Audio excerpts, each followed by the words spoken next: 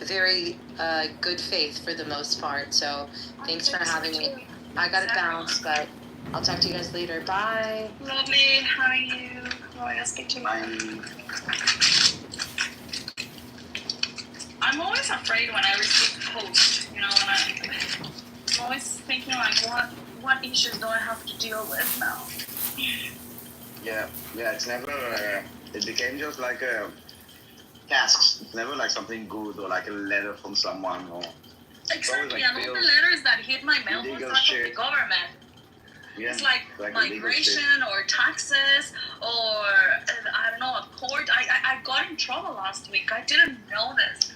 So I have the insurance company, and apparently there was a payment I missed from April of last year, over a year. And so they sent me the kind of like, well, I didn't pay, but I didn't know that I didn't pay. So they sent me the bill through the how do you say, the city hall, right?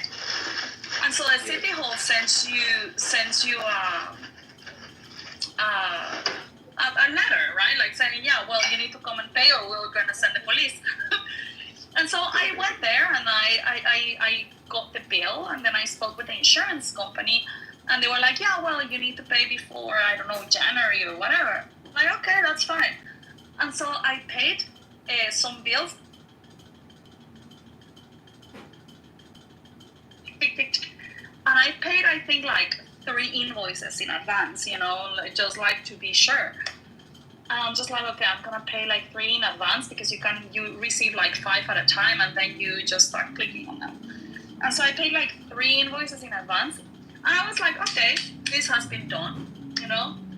So last week I am processing right now my permanent residence, and they asked me for like a printout of the record of debts, right, that I have, like my credit score or something. And I went to the town hall, to the city hall, to get it. And there was this sheet still open from the insurance. And I'm like, no, I already paid that. Anyway, so I called the insurance company, and I'm like, okay, tell me I'm going to pay it right now on the phone, so that I can make sure that it goes to the right invoice, right? And so they're like, oh, no, sorry, this is not with us anymore. We sent it to the court. And I'm like, what? Oh, so wow. I received,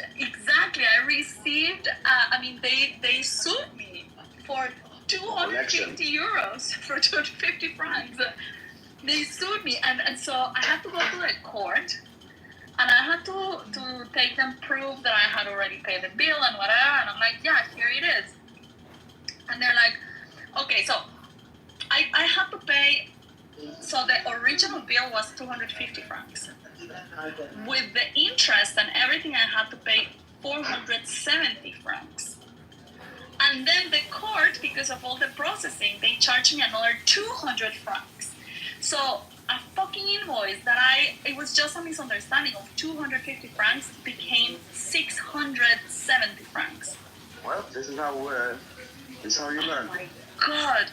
Yeah, and now I just went to You took a course. You took a course that how to be a citizen or civil, I don't know, like a resident, legal resident, where you pay your debts on time. And if you don't, we will fuck you up. I know. Unconditional surrender. This is what we want. On top of that, this was embarrassing, right? Because like, why do I have to go to court? What country do you live in, Asa? In Switzerland. Okay. Yeah, don't fuck with the Swiss. Yeah, exactly. And they took me to court for 250. And so now that I went to open the post, and I'm receiving, like the letter of the court, that I never got it on time, because I found out by coincidence. The letter never even hit my thing, but I found it by coincidence that I had to go to court. But still, like, I have to pay so much money, 670 fucking francs, just because I didn't pay a 250 invoice that was not even. It was an accident. And the stupid thing is that it's from April of last year, and it's my monthly payment of the health insurance here in Switzerland. And they kept on charging me for May and June and July and August and September and all the way to right now.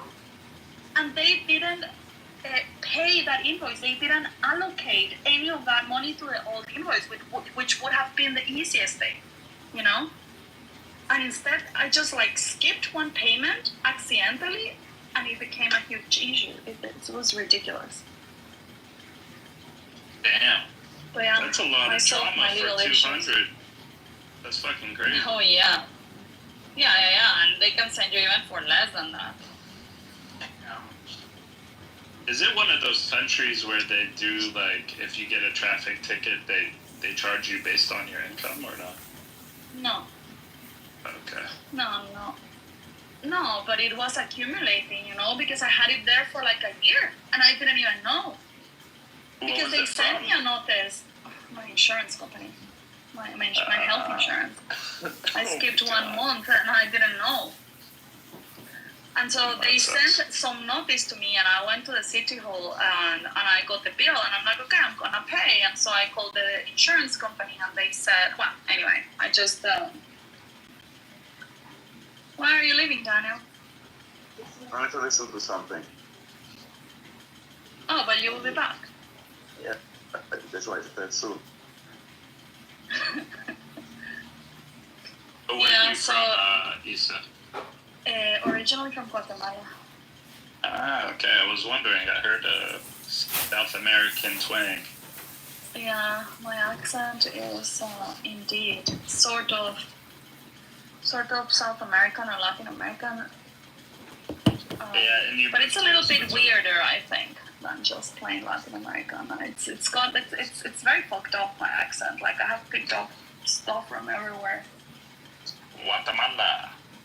Yeah, Guatemala. Is Eitan still there? Eitan, are you there? No, probably not. Everyone was saying how pleasant it was to speak with you today, even though you are against. Terrorist? I mean, like the opposite. Yeah, it was nice speaking to you guys too. I enjoy conversations where we can like have serious discussions and shit, you know, instead of like cussing people out. Do you go to Amir's room? I'm banned and suspended from ever going to his room. So Why? He's blocked me. Why? Because What did you do?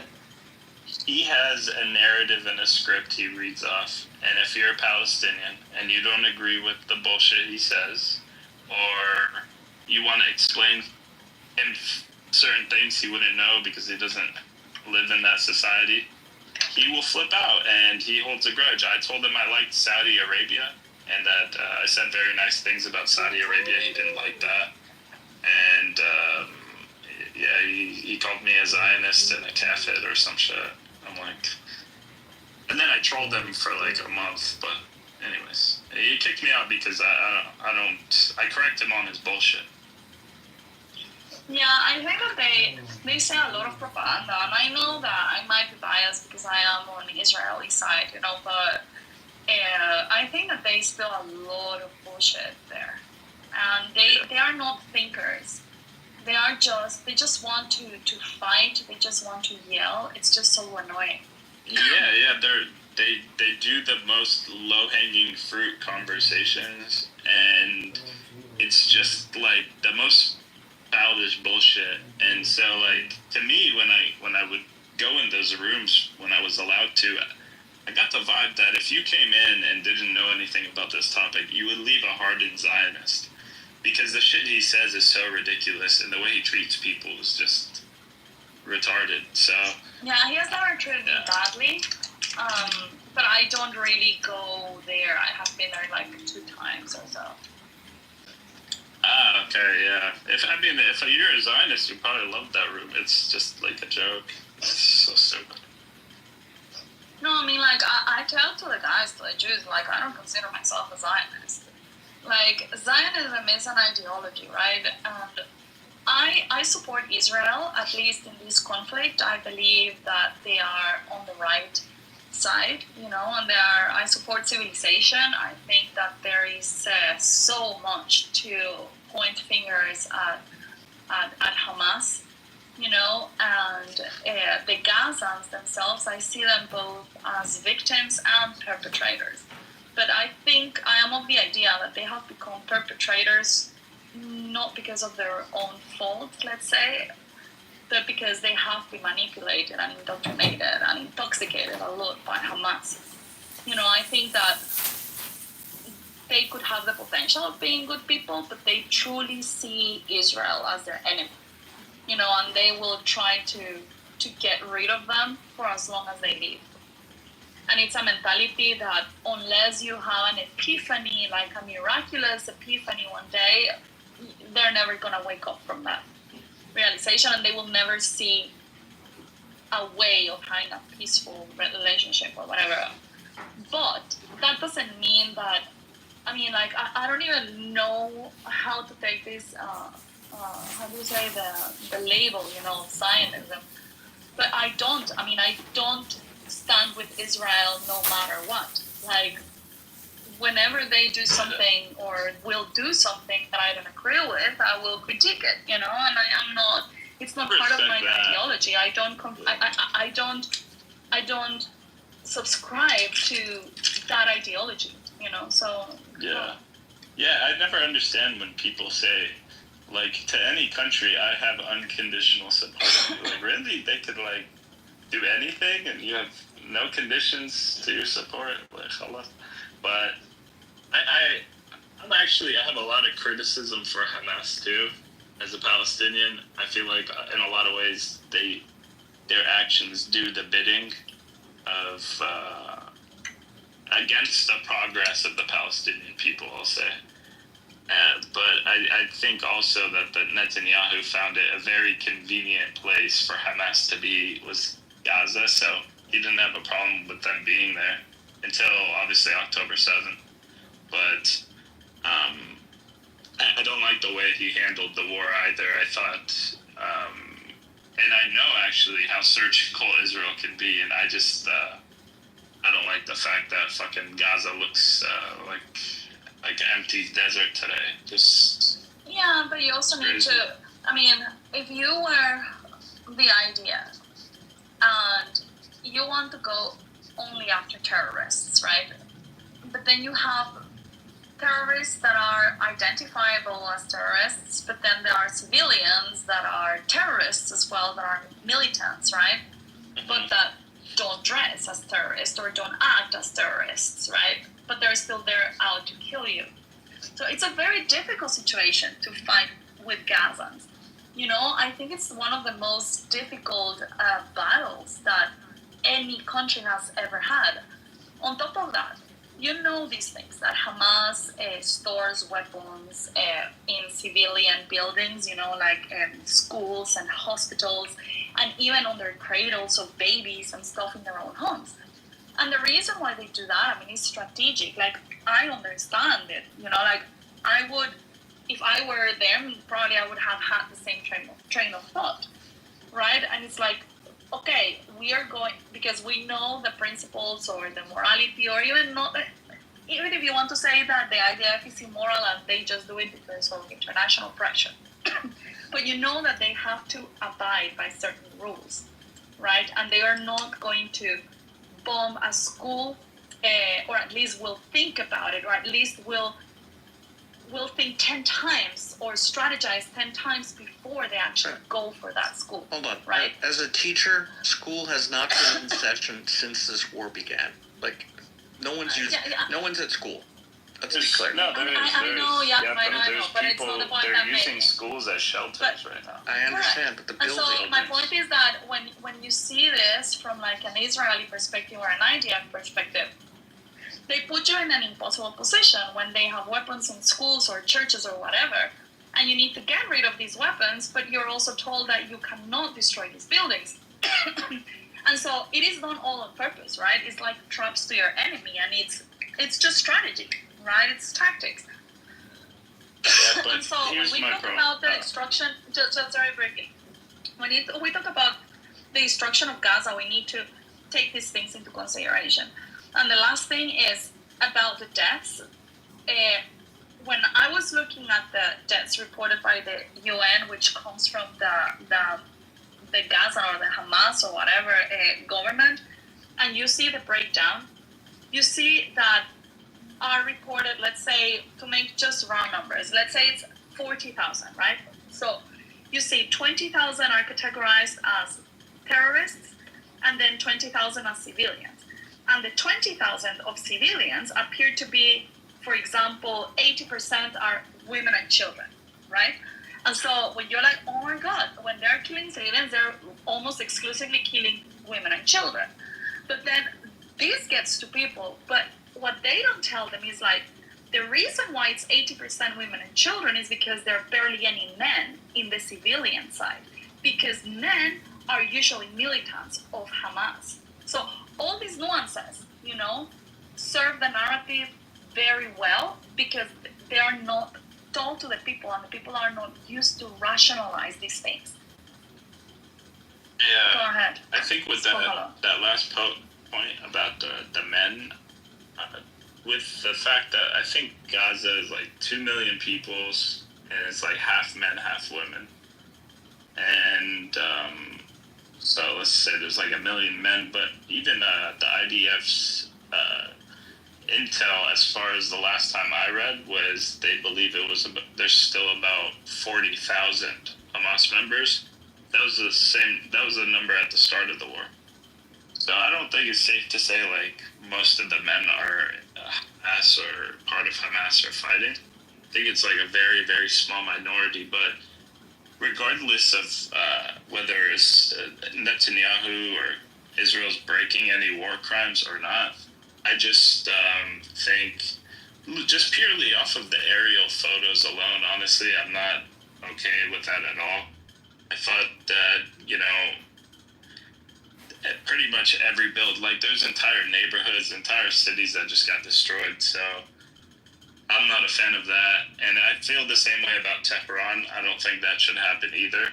Like, I don't think they should go and make it like Gaza, because that's when you start losing support from people, in my eyes. Like, when you start going and taking out like entire neighborhoods or towns or something, that's not good. Even if there's no one there, like it will not happen in Tehran.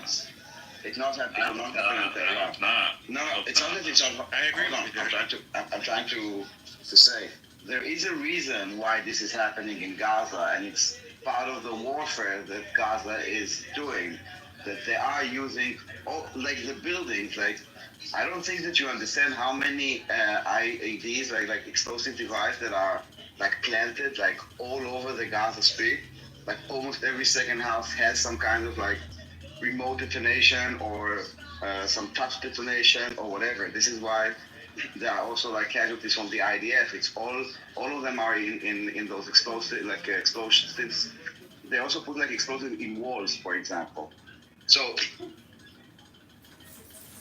Sometimes it's easier to just destroy a house than to just now risk soldiers to look for explosives in walls. And also, those explosives don't necessarily know who touches them.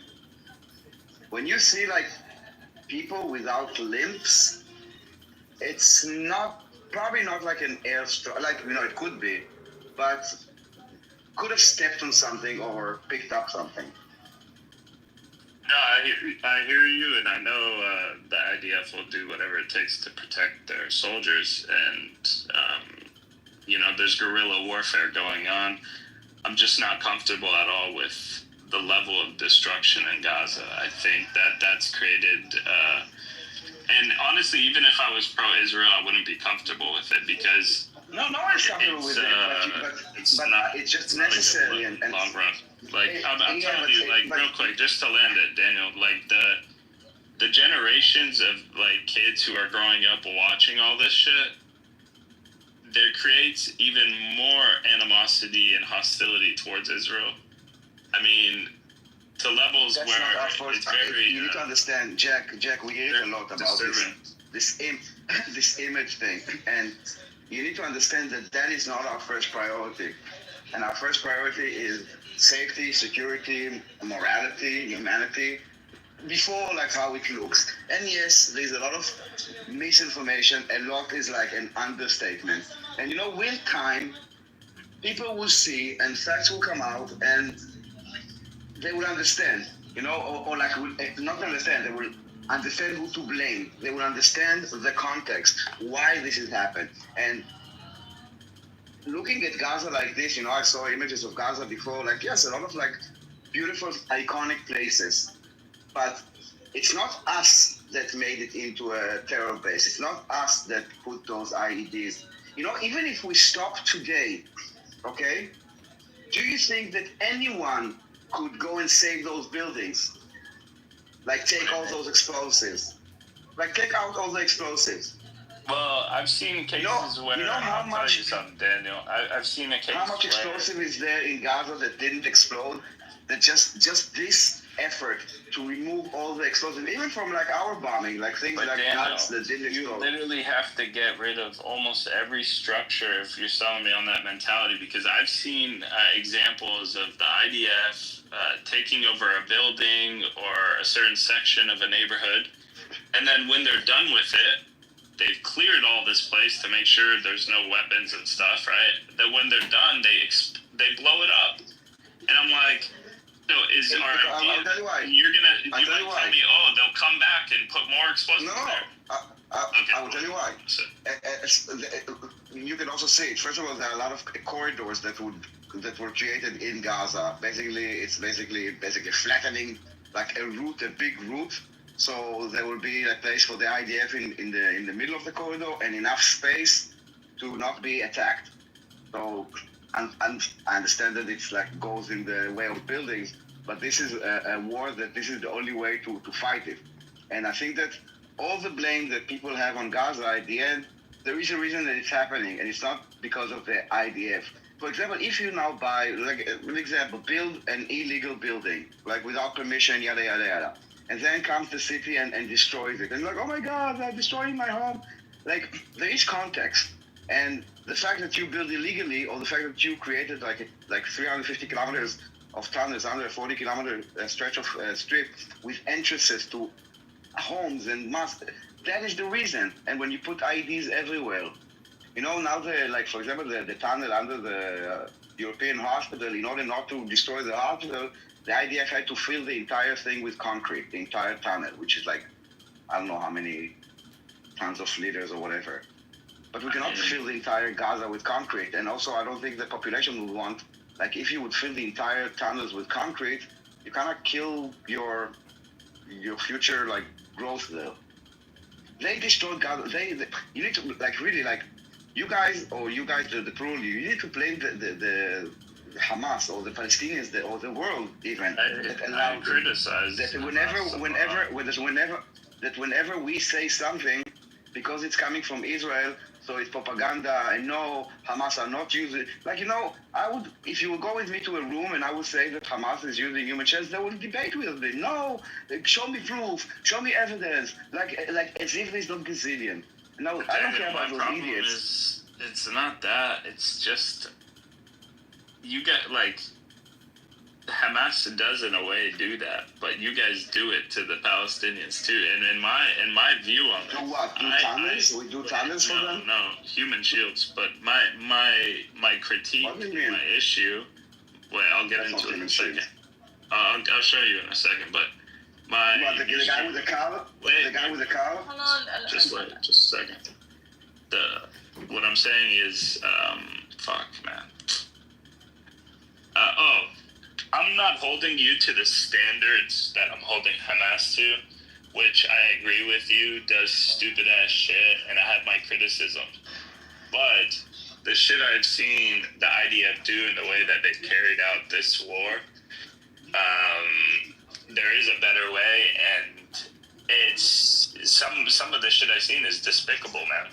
Like, genuinely despicable. Without context. I'm not just one of those people who retweets and keeps scrolling. No, like if you're talking about a soldier that blew up a building, That is not like a soldier doing whatever they want. You know what a big operation it is to blow up a building, and how many different units are involved, how many approvals it needs to go. And then it's presented on TikTok like, he's enjoying and blowing up a building. It doesn't work like this. The despicable things that the stupid soldiers do is those stupid things that they do with the lingerie, okay?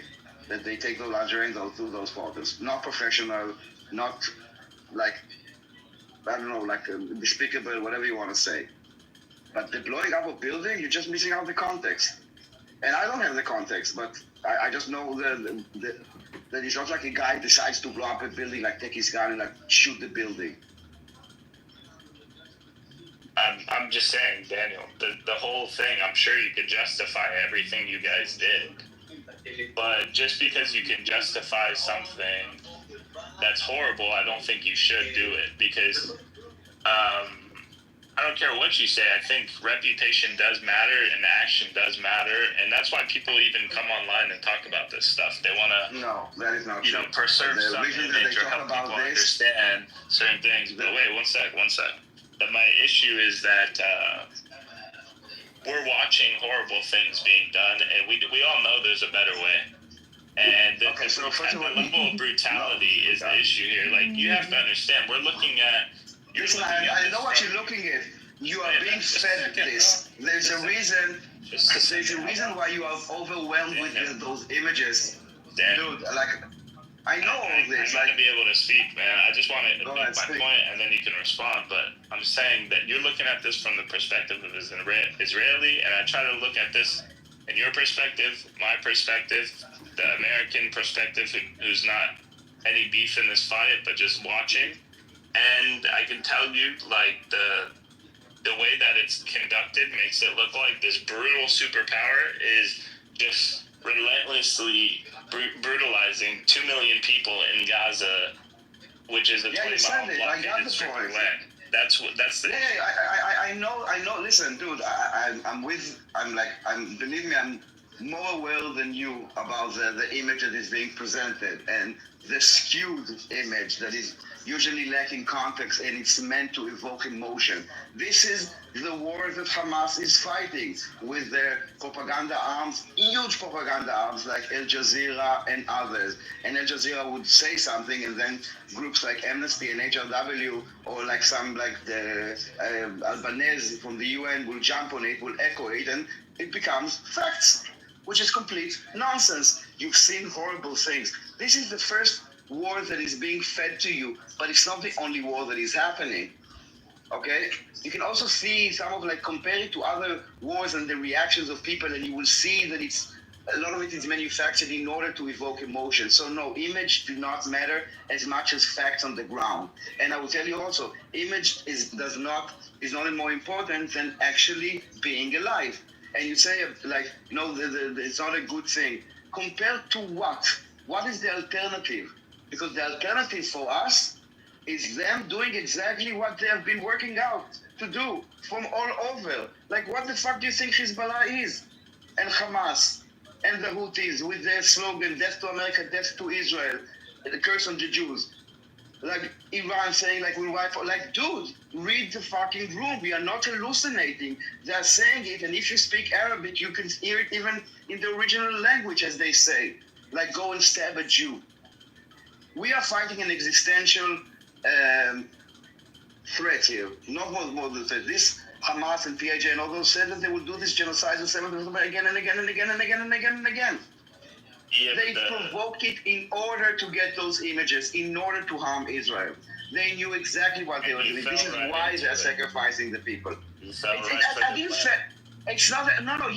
for it.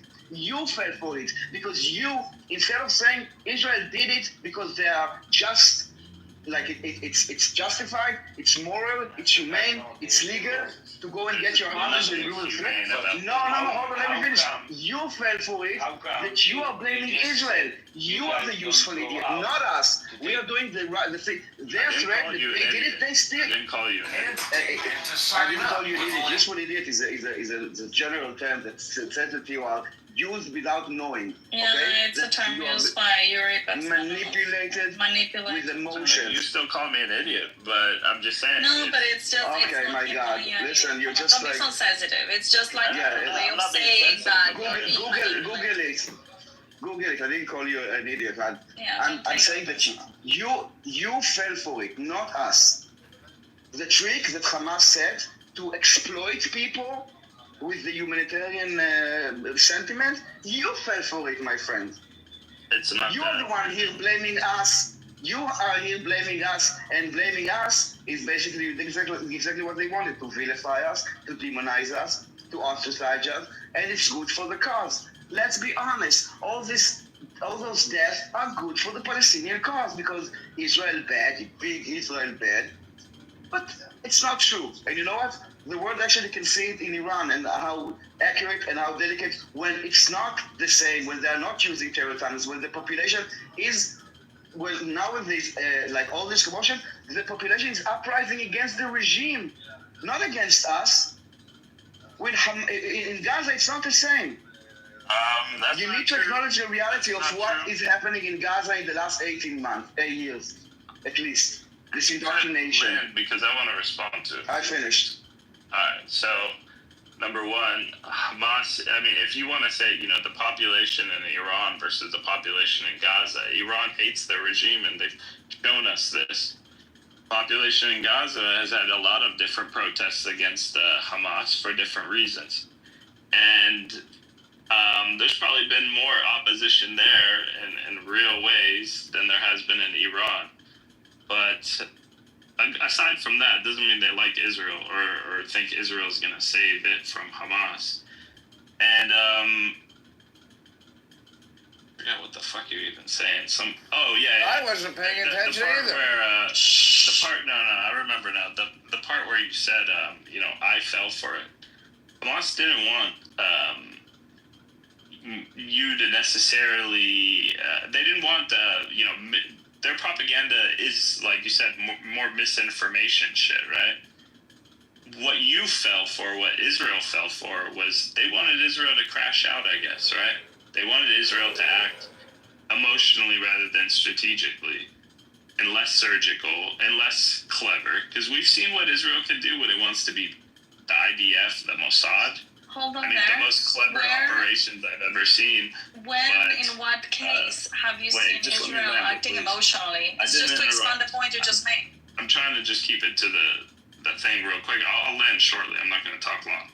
But I've seen how clever they can be. If you want to talk about emotional, you need to put emotion in your voice.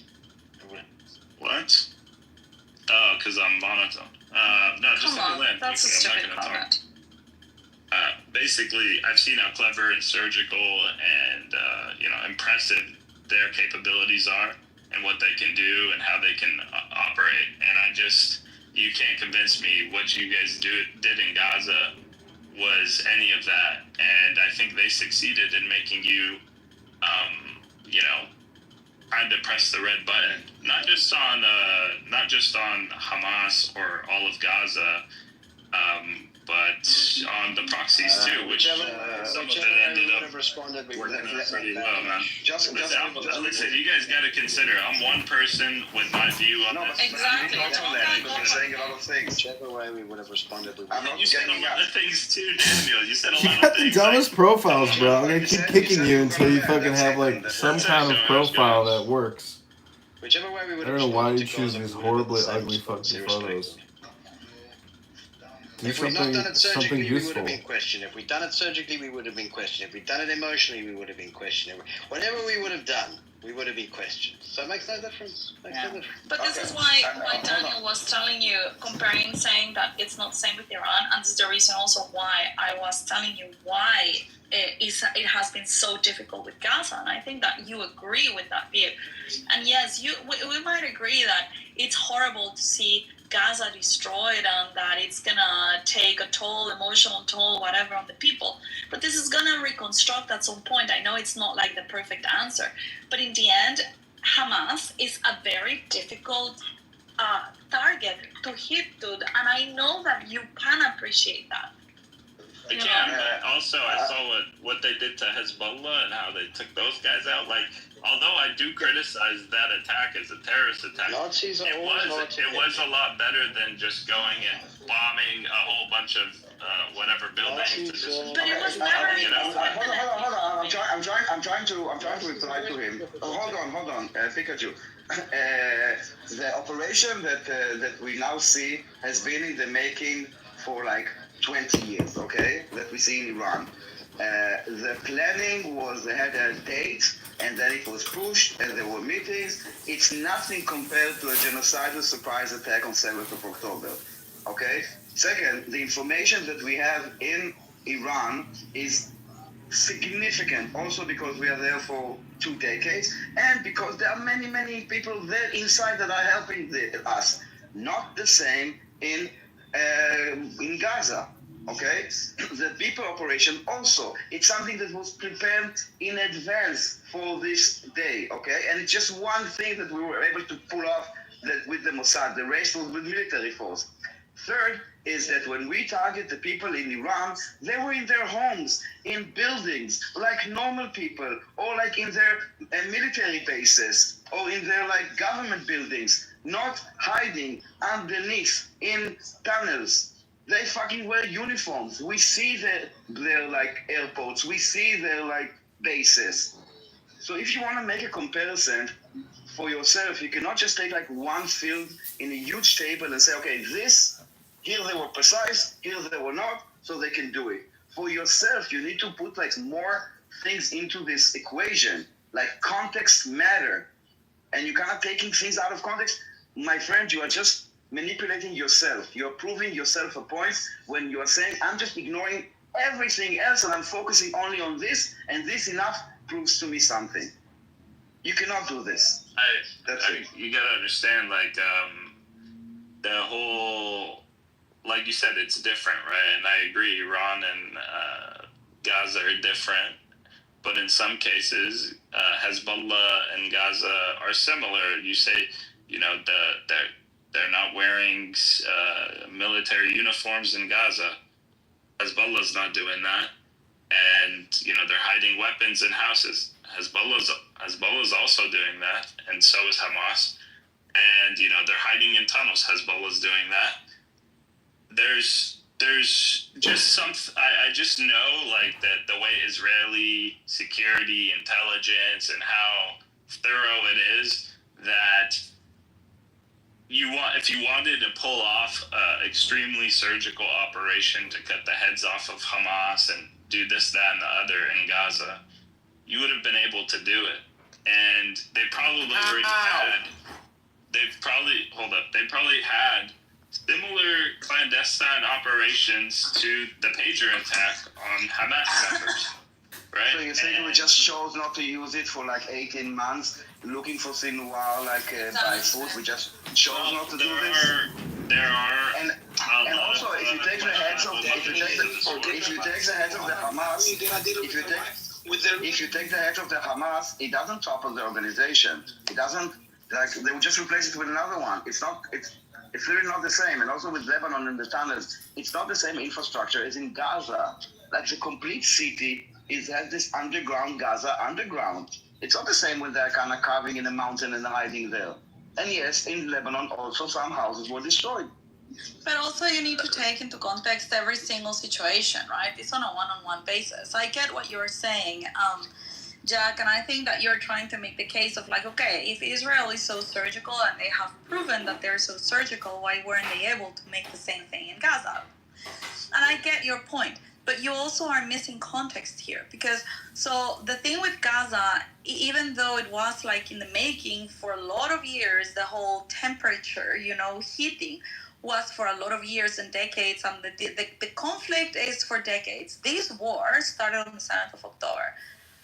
And in this case, in the case of Gaza, I mean, when you compare it to Iran has been 20 years in the making, the operation.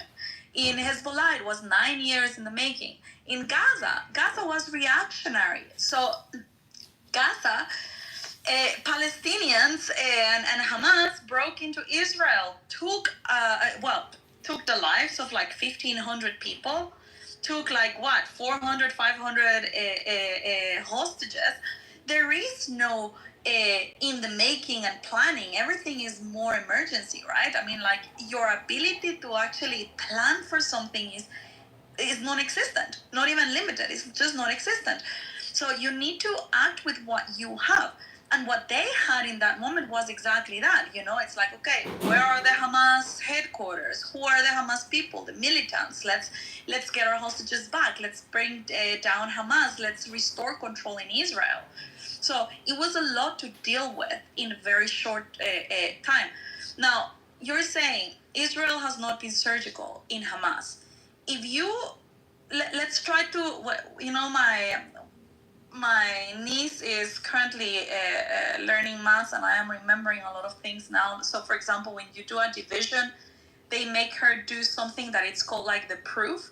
So you do the division and then you have to prove that it's right by making the multiplication. So let's try to prove the point that they are not being surgical by doing the opposite. So if they were not surgical, don't you think that the war would have already been over, I don't know, in 2 months? Why do you think that it has taken them 2 whole years, 2.5 years of dragging this shit to get the hostages back, to bring Hamas down? Do you think it's because they are incompetent? I don't think the IDF is incompetent. Or do you think it's because they actually want to do as little harm as they can, and they are actually being surgical? I think that they want their hostages back, and they want to make sure Hamas won't exist in the way that it did before October 7th. And also, they probably want to eventually take some of the land in Gaza, maybe a quarter of it in the north, for what they call security purposes. I don't think they have a plan for the day after, and I don't agree it was surgical. I'm just going. I'm probably not going to convince you, so we can just agree to disagree. Yeah, that's fine. I'm not trying to convince you. I just want you to understand the way that we see things. You don't have to agree. You just have to say, okay, I understand where you're coming from. In the same way, when I talk to flat earthers, I'm not looking to be convinced, but I want to understand where they're coming from and why do they believe what they believe. And this is what we're trying to explain to you. Yeah, to see I'm that trying you have to gain clarity your on where understanding as well. Also, but I wanted to bring up, like you said, they had a short amount of time to deal with Hamas, but I don't agree with that. I think they had like 20 years, and they bring this up all the time, the Hamas charter, and although it did change in like 2017, they never stopped being the group that wanted to take over Israel from the river to the sea. They never. Yeah, but the difference is, Jack, is that the Israeli public and even the Israeli government, my sense is that they were lulled into a false idea that Hamas actually didn't have the capabilities to do something like this. It was every couple of years, they're going to fire rockets every couple of years. They'll go in, bomb some rocket launcher sites, and that'll be it for another 2 years. Nobody thought Hamas had the capabilities of this, right? Everyone got fooled. So again, the whole situation is so different. Urban warfare versus there's no Israeli soldiers on the ground in Iran. There's Mossad, but there's not foot soldiers. It's not infantry, right? The way to handle an urban warfare is very different than when you can bomb from the air. All of those things. And another thing I'll just mention, the way that Gaza plays politically in the Israeli public and the way that Iran functions in society in the Israeli public is very different. Very different relationships to those two ideas. Right? For 40 years, Israel and the West has been trying to stop Iran from getting a nuclear weapon. 40 years. real quick, Caleb, like on the idea, maybe I'll give you this. Maybe they were the Israeli intelligence community was being a bit reckless, or I don't think they were under any. I think they knew that there was this kind of styled attack in the making, and they had intelligence. The Shin Bet had intelligence. The Mossad had it. Maybe they didn't think that intelligence was serious enough, or that it was an immediate threat. But they The knew. conception was they thought that they were deterred. Just a second, man. I've read enough about like certain articles about how there were prior warnings, not even just like the day before or anything, but months and a year before, and there was a lot of signals that the Mossad and the Shin Bet had about this style attack being in the works. But my other point is like, I'm pretty sure there might be elements of people in Israeli society or even the government that maybe got comfortable with the Hamas there, or didn't, thought they were neutered, or, that they had been deterred.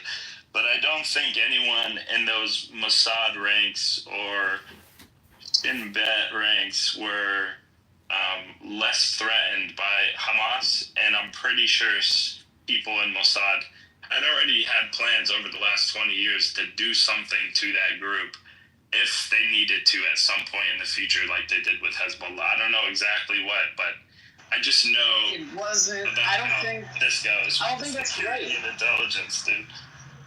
I mean, look, the security failure of October 7th will run, first of all, out and will run deep, right? So if what you're saying is right, my question is like, so who ignored the Mossad?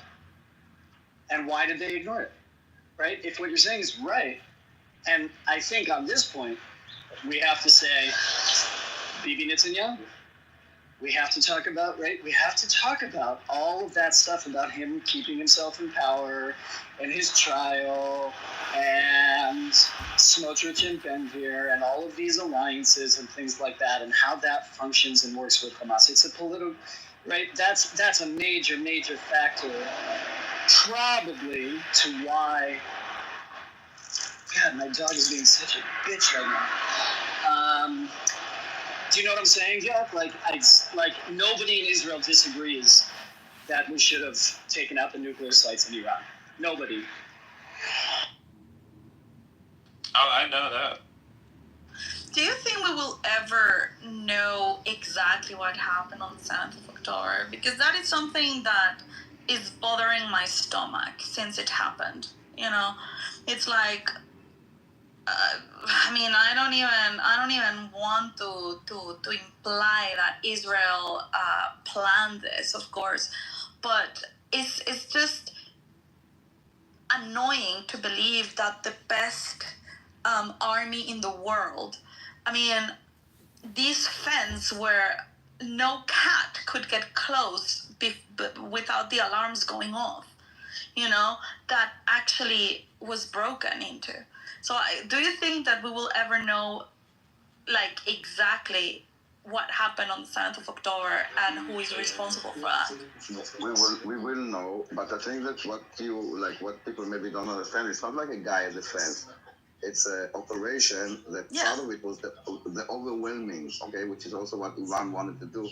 Because, we have the Iron Dome, but you can pass the Iron Dome if you overwhelm it with 1,000 rockets. So when thousands of Gazans go inside in different locations in the fence and sending drones to the first attack that they did is basically on the defense, meaning on the eyes and ears. They blocked they kind of bombed with drones the eyes, the cameras and stuff like this. And then, they started attacking from different locations. And this is how it started, basically. And there are now investigations for each location separately about everything that has happened after the attack. And then they will do also investigation internally of the information. But in the end, in intelligence, yes, there are signals, but you don't always react on signals, because sometimes signals are meant to see how you would react. So if, for example, you would I don't know, they would kind of go all to one place and then we act, then they would know that we see that, for example. So you don't always act on signals. And yes, the thought was that they are deterred. Okay. Yeah, I would like to actually. I would love for all of that to come to light. Because and if there were people responsible, they should be punished. Even if that was, I don't know, like Netanyahu's responsibility. Like there needs to be people responsible for what happened. It's not always about punishment because sometimes it's not someone like did something that he was supposed to, but you do learn from it, and this is why we do the investigation, not in order to go and hang someone and find, okay, we now know who to blame. That is not the point. The point that we want to do is to see how we can improve from it. What did we miss? What enough? I think it basically is more about thought process, like how you conceive Hamas, or how do you understand the connections or abilities, or even import of weapons, or like stuff like this. So they would understand how they got things wrong, but I think it's more systematic than finding like one person. It's too decentralized to be one failure. It was a chain of events rather than just the fault of one person. But yeah, to learn from it, to every time that something happens, even now in Gaza, every time the soldiers die, so it's immediately like an investigation, like what was done in the procedures, how did you approach the house, what things did you do before, like did you send first a dog and then a drone inside to look, and then they can see what in the procedure was not wrong, so it will not happen again. For the same reason, I have trouble, believing that it could have been planned because it is so decentralized and it would depend on so many people that you would have needed that all of the IDF would have to agree that there is a breach and that there will be all of these people, hundreds of people killed, right? I mean, it would have to be too many complicit people, and there's no way that you would get all of these Israelis to agree for. Yeah, in an organization basically of people sacrificing their life. It's all about brotherhood. Exactly. You cannot go inside. It's not about money. We're not a professional army that anyone can just sign in and come out. Yeah, this is the livelihood of the people. Like every single person is in the IDF, right? And also with people saying Netanyahu decided, also Netanyahu is not making, he's not a dictator that can make all decisions. Yeah. Yes. He said that there are nuclear bombs in Iran and he sent the army. He's not an Ayatollah. No one would go if the Air Force, at the end, it goes to intelligence, they need to find the site, they need to find, what ammunition. There's a lot of, stuff going on, except, he said, go bomb Iran, they have nuclear bombs. It's so stupid. So. Yeah. Yeah, but that's. I mean, I would really like. I think that you guys can do a movie. The failures of the IDF on the 7th of October to see what went wrong. But I would definitely love to see a documentary or something about it, because it's very interesting. I want to see a movie about Rising Lion, about the operation, the beginning of the operation in Iran, the first night, how it happened. Uh-huh. And on the Beatles, how it was planned, how it happened. That would be amazing. But also, the whole story. I mean, also the story of the entire Mossad in the IRGC and having a base of drones and starting the attack where the drones are attacking the defense system and planes coming with refueling from after we carved the way through Syria because Assad fed. It's such a domino effect. And Iran is part of the China, Russia, North Korea kind of ally, which a lot of Americans also don't see, that there is an alliance between those, this axis of countries. And when one of them falls, it weakens the axis. There should be a full series, on Mossad and IDF and each operation. That would be amazing. I would be hooked. I don't know. Lately, Mossad is a bit too public. I don't like it so much. Yeah. I like it when you never knew if it was Mossad or you didn't know if it was Mossad. It's They're speaking too much. It's more like a mind fuck. Like, how did it happen? Like, how's like the reactor frame? Like, well, like, who did it? Like, you know, I don't know. Maybe it was us.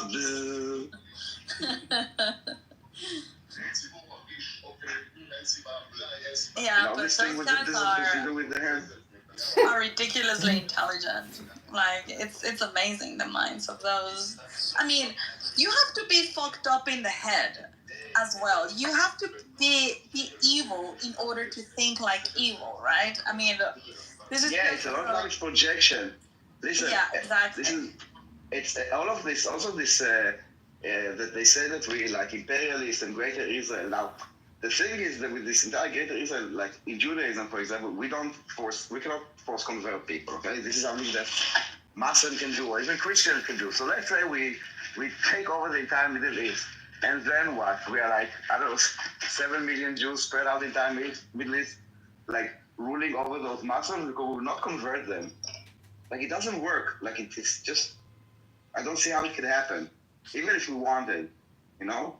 We cannot keep such a land. We're not enough people. Yeah, but that's just logistics, Daniel. That can be fixed. Yeah?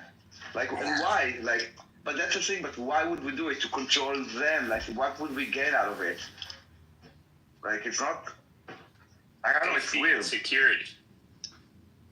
The what? Why? You'll get more safety and security.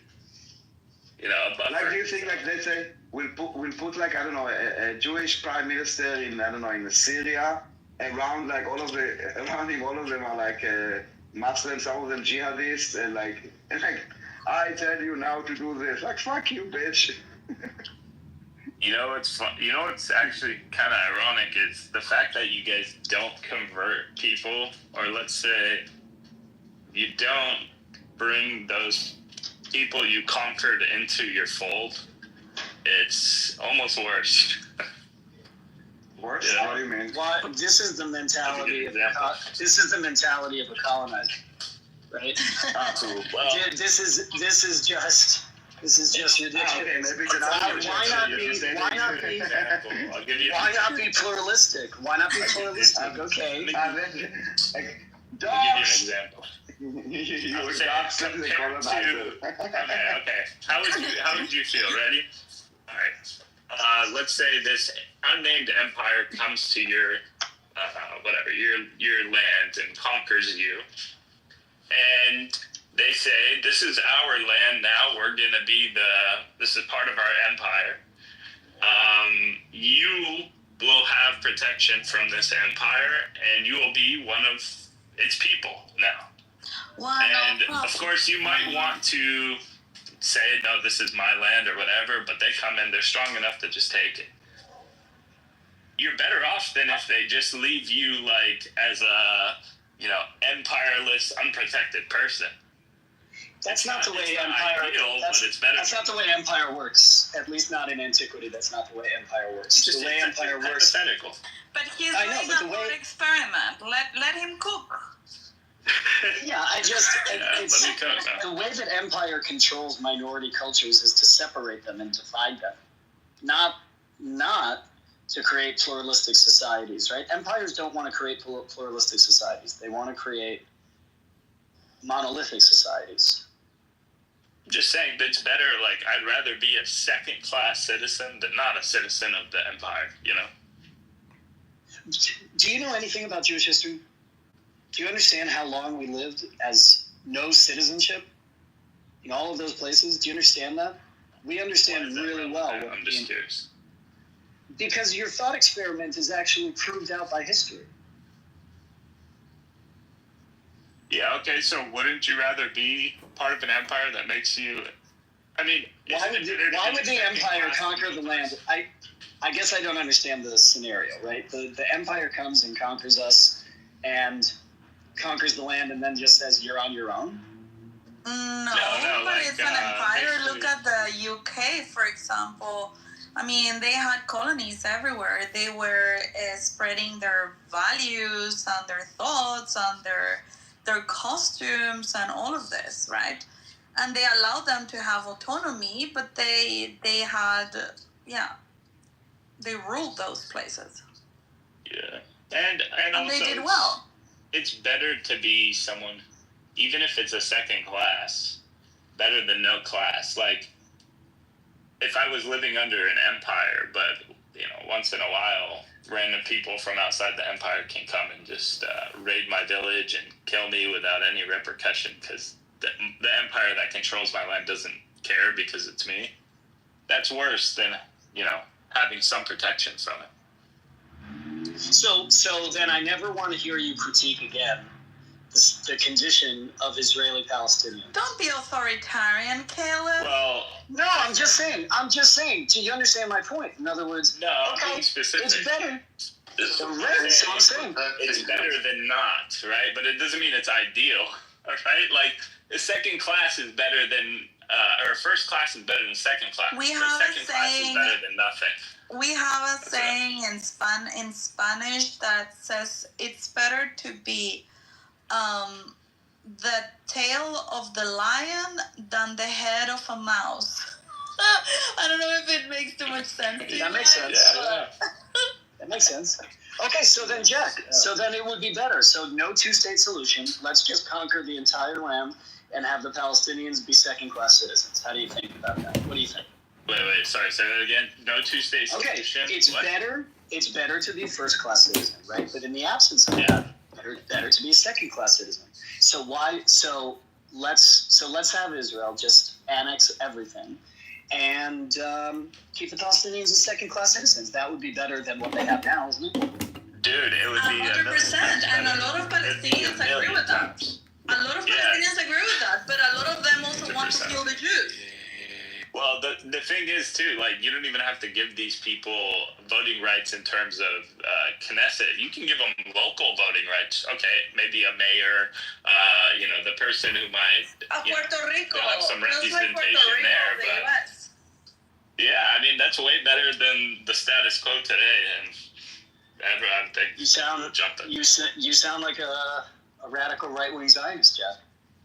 No, I'm just saying, like, that's how bad it is. Going out our plan. We're working on him. Listen, the solution that's at this point, it's like really just whatever. In my eyes, the Israelis can dictate a lot. They can dictate whether they want to annex, whether they don't want to, whether they want to stay here in the West Bank, whether they don't want to, and everything points in the direction of with just we're keeping this territorial control. Harder to figure out. And to me, I'm just thinking long term. That seems to be it's not sustainable to just keep a sizable population like that in the schools as well. Like that's true. They should have some rights, like from the state. Well, I think that's true, and also I think you're a little bit giving into the. Effectively, that is such a great phrase. I've used it already today, right? And sort of to the bigotry of low expectations. Everybody's trying to be like a journalist. Like, yes, there should be things granted from the Israeli state, and there should be behaviors and initiatives within Palestinian society to prepare themselves, right, for some other different future.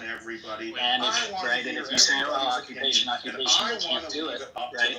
Well, then you're just giving up all control. You're saying Palestinians are stupid. You're saying they don't have capacity. And I know you don't believe that.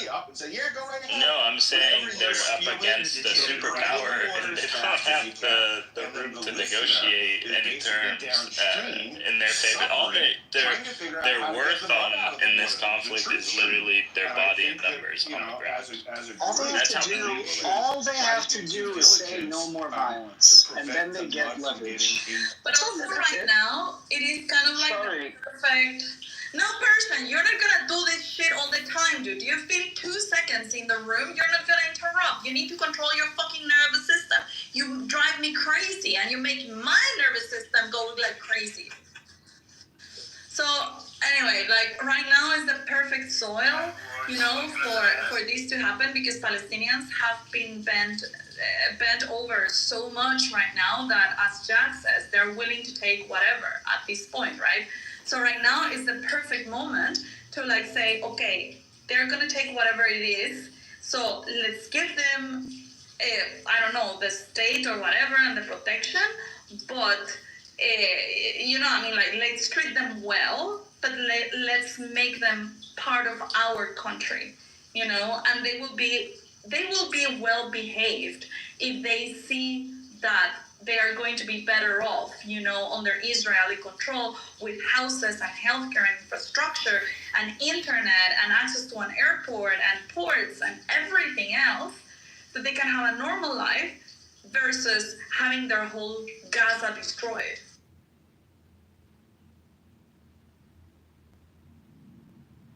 Yeah, better than the status quo. 100 times better.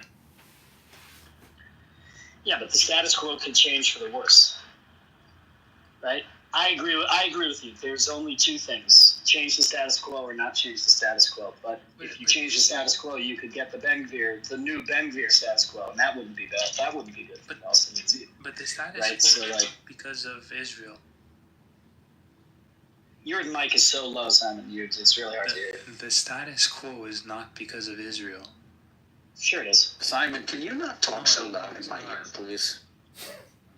Yeah, no, I mean, like, the reality is that, this all stems from Palestinians' values. Like, the reason that they're in the mess that they are in is because of themselves. It's astounding to me that even... I appreciate that you said it. You said it well, as you usually do. But it's astounding to me that continues to need to be said. Yeah, but I don't agree with that. I don't agree with that statement either. Yeah, I don't agree with that. It takes two to tango. It takes two to tango. We all did this together. Well, I think... No, we did this together, Simon. I agree with you both. Can't I agree with both? I think the Palestinian... They're incontrovertible positions. Yeah, he's blaming one side, and Caleb's saying, well, both sides have their own. Well, we did it together. I think we did... Okay, what did Israel do? Well, Israel... Simon, your mic is so hard to hear. Simon, you gotta stop shouting, Simon. Look, I think that both can be true. The way that I see Caleb is true is that both Israel and Palestine contributed. The way that I see Simon is true is to say that the Palestinian perspective is a problem. Okay, I just need to say this. When Simon speaks, you all need to shut the fuck up, because at this time of night, if he yells, which is why he mumbles like this, if he yells, he's gonna get a divorce. So that's the reason why he can't, because his girlfriend is gonna kick him out. That's right. Okay, fair enough. Yeah, so what did Israel do? What did Israel do? We need to explain the whole room to you right now, Simon? No. I mean, honestly, Simon, come on. This is so one-sided in my mind that I'm just curious to hear what he thinks is why this is a two-sided conflict. First of all, it's a multi-layered Nobody's saying that.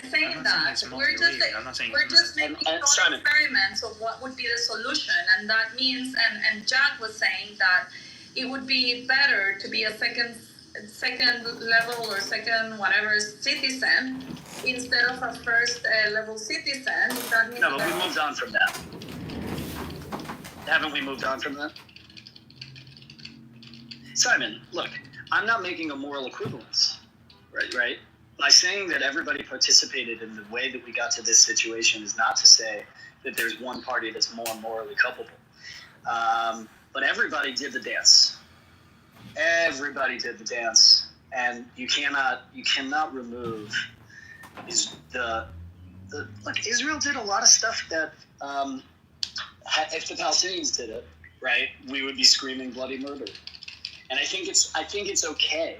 Right, and I speaking as a Jew and somebody who feels myself very much almost Israeli, right? I think it's acceptable and actually it's the only way forward to actually look at what you've done and say, well, that was fucked up. We shouldn't have done that.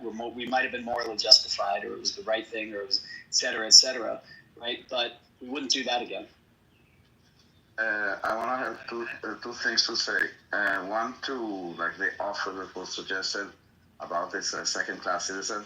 Even that, unfortunately, is not possible with the current mindset of the Palestinians in Gaza specifically. They need to be first. removed from this indoctrination somehow, and that would be not a one-day process. That would take decades, or like at least years, or maybe generation, anywhere between them. And the last point you were talking, remind me what was the last talking about the. So kind of, can you just just give an example that you just said, because yes, two need to tango, but I guess there's a big difference between defense and offense. And whenever Israel is doing something, I would ask what would happen if we didn't do it, or what could have been done differently. Yeah, I think in this particular conflict, and I would say before the emergence of like a distinct Palestinian people, right? I think what we have is more like a civil war than it is, an invading group and a native group, right? So in that sense, I think everybody's doing it to each other. I think there was ethnic cleansing of many, many villages by Jewish and Zionist forces. That happened. And we should be able to say that it happened. Now, if you want to say that was a village that was ethnically cleansed, because I know Abu Ghosh and all the residents. Well, Abu Ghosh wasn't. Abu Ghosh wasn't ethnically cleansed. That's the point. No, it wasn't. They returned. But which one was? It was, and then they were called to return by Zionists because they said they were not against us. They were not aggressive, whatever. I don't know. But which village, for example, do you have a name of a village that was ethnically cleansed? Sure. Do you deny it's happening today too? Then. Yes. Deny that it's happening today, ethnically cleansing villages? Yes. Where, can you give me a name of a village that was ethnically cleansed? Lod and Ramla. Search for it. Lod and Ramla. Lod and Ramla. Okay. And when exactly, do you know? Or not exactly, like what, when did it happen? July 48. July 48. Okay. Right, and again, I'm not making a moral equivalence. I'm just saying, let's say facts. Okay? And this stuff happened. War sucks. In war, people do brutal, terrible things. Some people might say all wars are crimes, right? I'm not sure I would say that, but some people might say that. And I think we can be clear about particular Palestinian ideologies that, by the way, Simon, I don't think represent the entirety of all of those people, right? The indoctrination is the second point. But that's not the whole story. You're erasing history when you tell the story that way. I think that's a violent act to history. No, I mean, there's a group of people that accept that force is justified, and to the degree that you accept that as a premise for dealing with people politically, you will die. And that historically has just been the case. We live in modernity now, Simon. We don't live in the time of barbarism. We live in modernity. Well, That's not. It's not about if we live in the time of barbarism or not. The people who continue to cry about women and children dying accept barbarism as a premise that is justified to an end. The fuck are you talking about? I mean, Yeah, what the hell are you talking about? Bro, there's mullahs running around right now slaughtering Iranians. There's Gazans who sanction their government to go into sovereign countries. There's the same thing with Hezbollah. These are barbarians. These are primitive human individuals. That's a very So why should the civilized Western world succumb? They shouldn't. That's my point. They should have erased these people from the globe like 50 years ago. Simon, you sound like a. Where are you from, Simon? I don't think Ayn Rand would agree with you. I mean, yeah, but I don't think you understand like the level it takes. Are you Jewish? Ayn Rand would be very disappointed. No, he's just retarded. He's an atheist. Ah, okay. Yeah, usually I was gonna be surprised. No, I'm joking. Go ahead, Simon. Honey. Jews can be atheists, but No, I mean there's nothing about that. If there's people chanting "Death to America," "Death to Israel," you go and wipe those people out. Like the way you get into forever wars, is because you don't actually do what it takes to actually win the war. Like, So right should now, you just like, do what like Pol Pot or Hitler did? Just go on a mass canceling spree, like permanently. I mean, this is so like it's just genocidal sounding. Yeah, and Simon, you're forgetting the social aspects. freedom? But Simon, you're forgetting the idea that like after you kill the people, you have to like rebuild the society, rebuild the culture. That's why Germany and Japan are positioned where they are, right? It's not because we defeated the Nazis or the Japanese militarily only. Had we just left and then said nothing, or helped them to rebuild or reacculturate them, they would be nothing. It's two parts. There's nothing today, but Japan. I mean, Japan. Oh my God, Simon, you're so dumb. The U.S. went into Japan, completely eviscerated them, and then shoved the Constitution down their throats.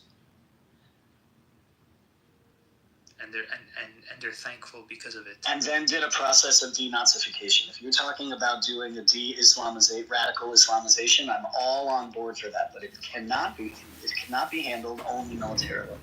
You're wrong. Well, I mean, how else do you do it? Did you hear what I said? You can't do it only militarily. There has to be a plan. I agree with you. I agree with you. Again, Japan is a perfect example. Japan is actually the example I go to. Right. So now you're negotiating against your own position.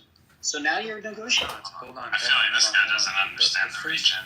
Why people do doesn't. things they do. He doesn't understand. He doesn't understand. Like basic The reason that they're understanding in of the it. position that they are is because all of their values stem from fucking Allah. So like, who am I to do?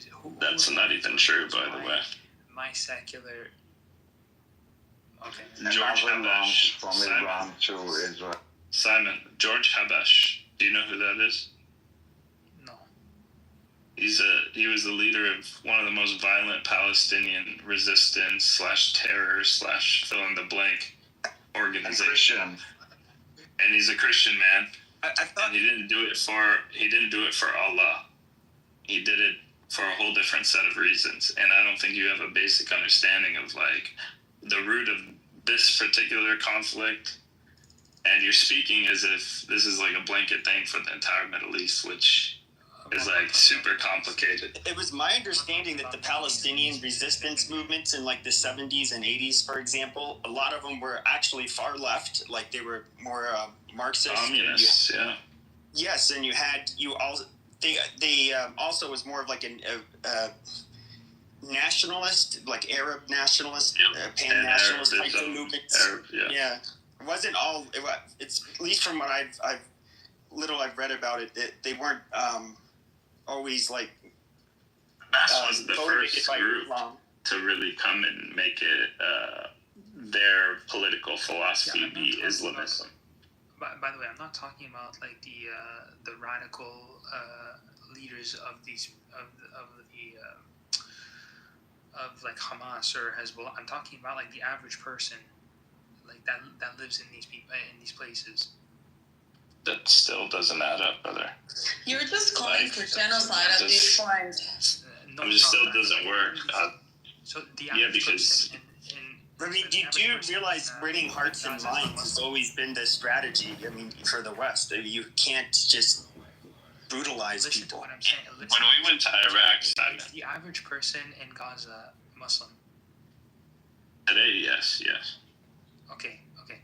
I'm saying the reason that you cannot just shove different values down their like especially Western values down their system is because it's antithetical to what these people believe. Then how did Turkey do it?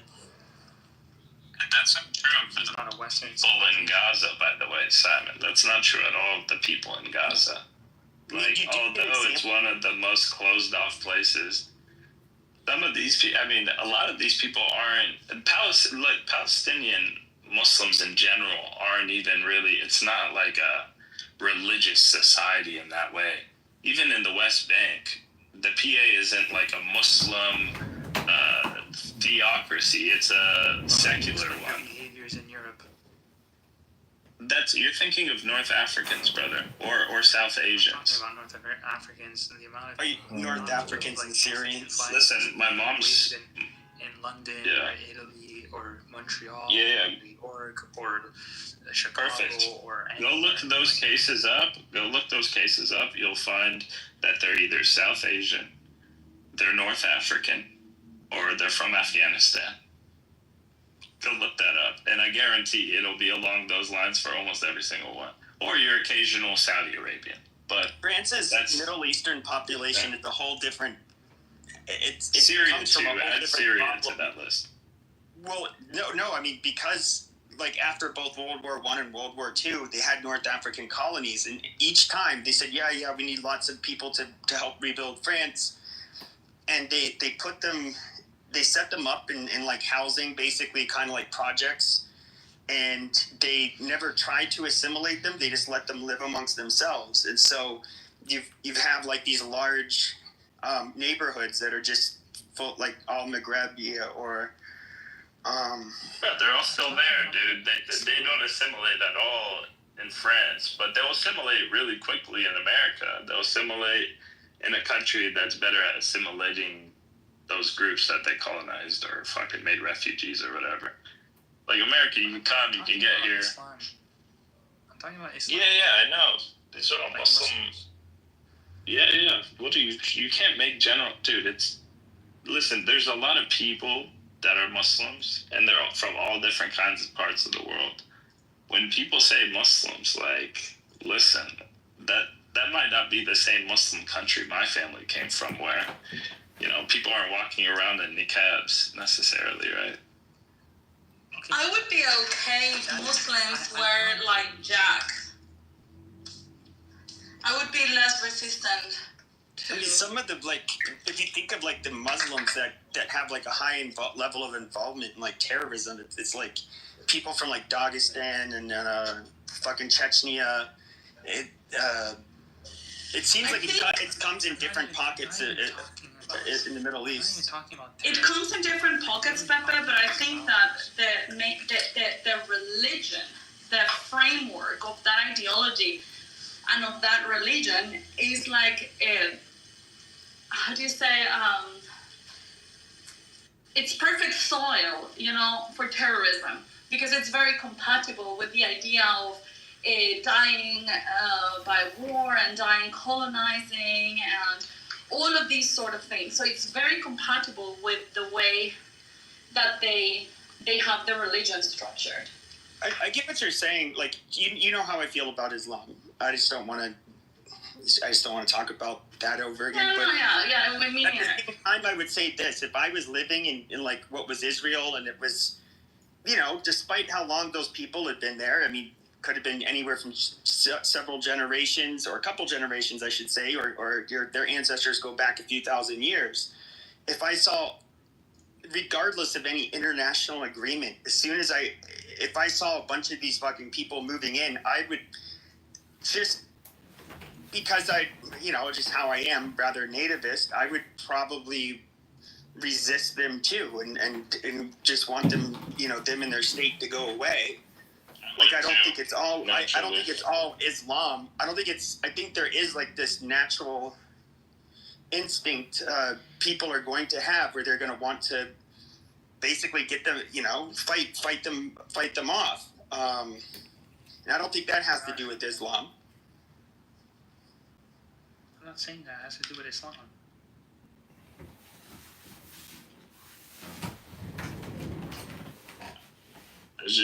There's a lot of divides in the Middle East, and to be honest, a lot of them are built on ethnic and different national beefs. Yeah, tribal beefs and shit too. There's a Muslim component to a lot of it, but if you look at stable Muslim countries, ones that have some success, or even if just they're really stable, they're typically just fine. Extremely conservative, but That's just how it is. They're extremely conservative. Well, what do you mean by conservative? Like you have no civil rights? No, like some, for example, even in Dubai, right? Like they don't allow public PDA, public displays of affection. You can't even cuss at people or like. No civil rights.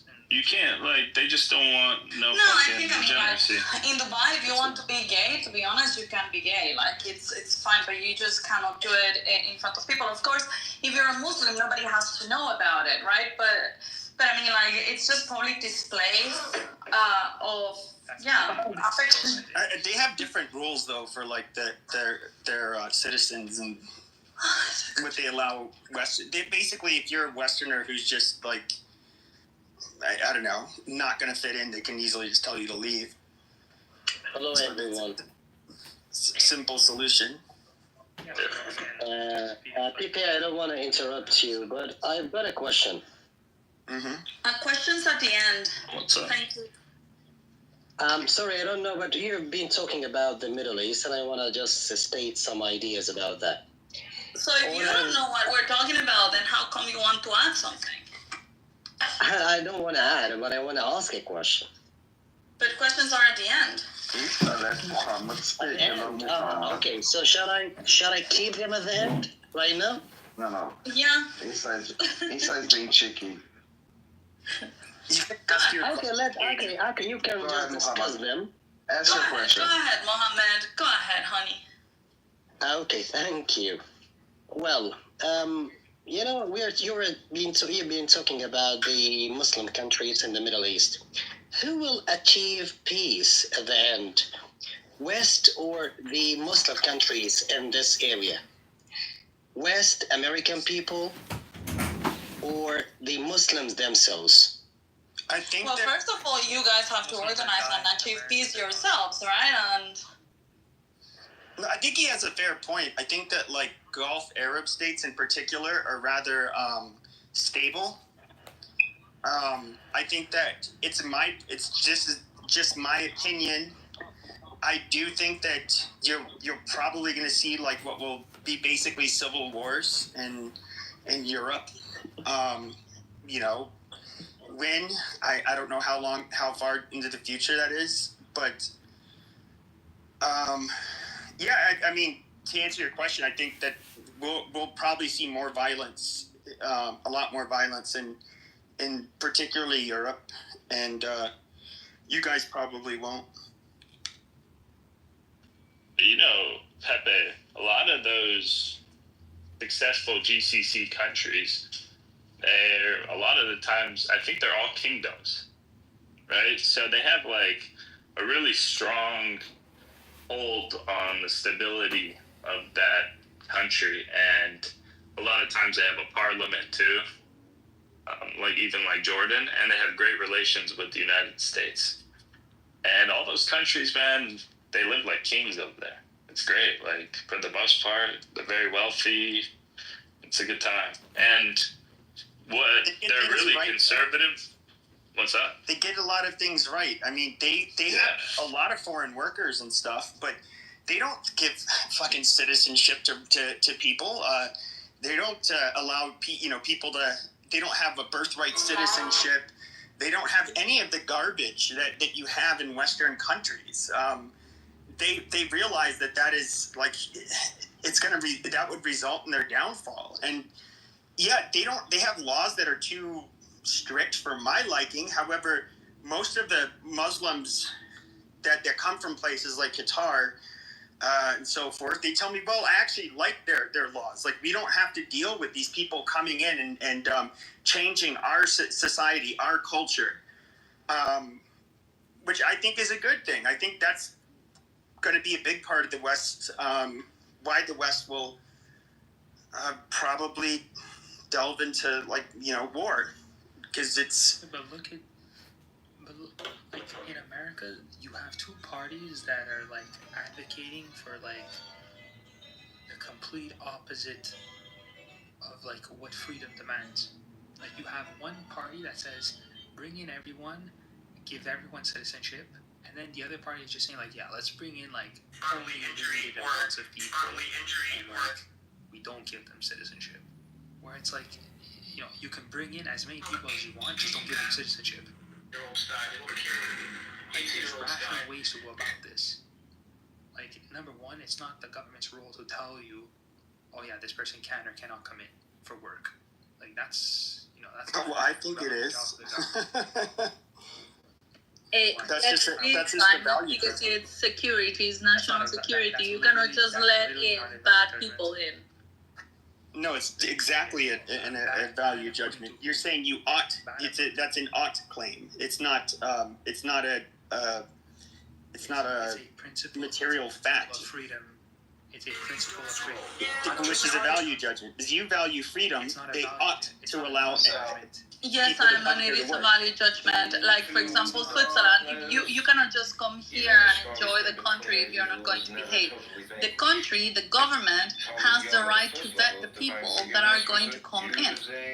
So, if you're qualified to get a job at the level, at the Swiss level, if you have the education, the culture, if you're compatible, if you're going to be responsible, pay your taxes, don't be a pig, you know, and throw trash out. Like, all of this stuff, yes, it's a value judgment. No, it's not. It's just it's inconsistent with freedom. Oh my God, that's a value. That's once again, you value freedom. What you think is freedom. No, listen to what I'm saying. I'm saying, regardless if you value freedom or not, I'm saying it is inconsistent with freedom. That means it's inconsistent with human nature. No, I actually would think that I think that it's consistent with freedom. That if you want to remain autonomy, to have autonomy over your country and basically your people over a country, you have to control who comes into your country. Now, that's why Israel's not going to just give all Palestinians Israeli citizenship and the right to return, because they realize demographically they'll lose their own autonomy over their own country, because it will now be overwhelmed with foreigners. And you need to see, hold on just 1 second, Simon. You need to see countries just as you see individuals. Countries are the smallest unit of the geopolitical component in the globe. So countries, just as individuals, imagine if I told you, oh, Simon, anybody can go inside you as they wish. I mean, it's freedom, right? And you're like, fuck no. What if they have got AIDS? What if they, whatever? You know, like, they're not gonna fuck me. Like, no, that's freedom. Well, in the same way, a country has sovereignty, a country has autonomy, and a country doesn't have to let in anyone. I always use the house example. Like, your house isn't accessible to strangers, and if it is, it's not your house. Exactly, but the difference is that your house is your property, and the property is not the government. The government can say, listen, you know what, but it is my country. Okay, but again, like, your country's not my country. It wouldn't be if you're not paying taxes, but since you're paying taxes, yes, you have certain rights that other people don't. Therefore, it's your country. You own it. So when Americans vote for, like, I don't know, policies that tighten immigration, for example, because they want to have control over who comes in their country, that is perfectly in line with freedom. No, it isn't. That's my point. I'm saying the standard is freedom. If you want to deviate and you go into your own opinions about whatever you think is freedom, I'm telling you that is an inconsistent principle with freedom. The government is not to tell people who can or cannot come in. You can only exercise freedom in your country where, I guess you could say that your people have the autonomy to dictate the policies of your country, where it's like basically a democracy. Now, we can, for example, if we were to allow the whole world to just come here, say open borders for the world, I mean, there's a good chance that we'll have a majority Indian population. Next week, we wouldn't be an American country anymore.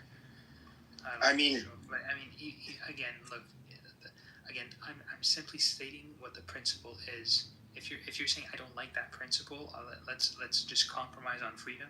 then all you're saying to me is, yeah, I just want to compromise on freedom for. It's not about compromising on freedom. You're compromising on responsibility, and you're compromising on obligations because you want to give freedom to people. Freedom doesn't exist if you don't have responsibilities, and part of those responsibilities is fulfilling the rules of the land by the law.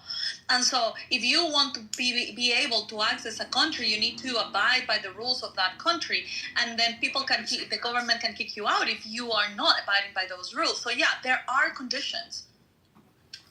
Freedom has conditions. I mean, what do you think the Saudis would consider it freedom if a bunch of like homosexuals decided, hey, we're gonna all descend on Riyadh and we're gonna have a gay parade and do gay lewd acts everywhere? I mean, they would see that as like.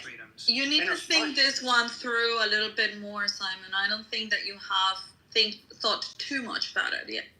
I've thought a lot about it. People do have freedom to stay away from things. Okay, you look at this and I don't even know. It's not even like a libertarian view in my personal view. It's rather. I'm not a libertarian.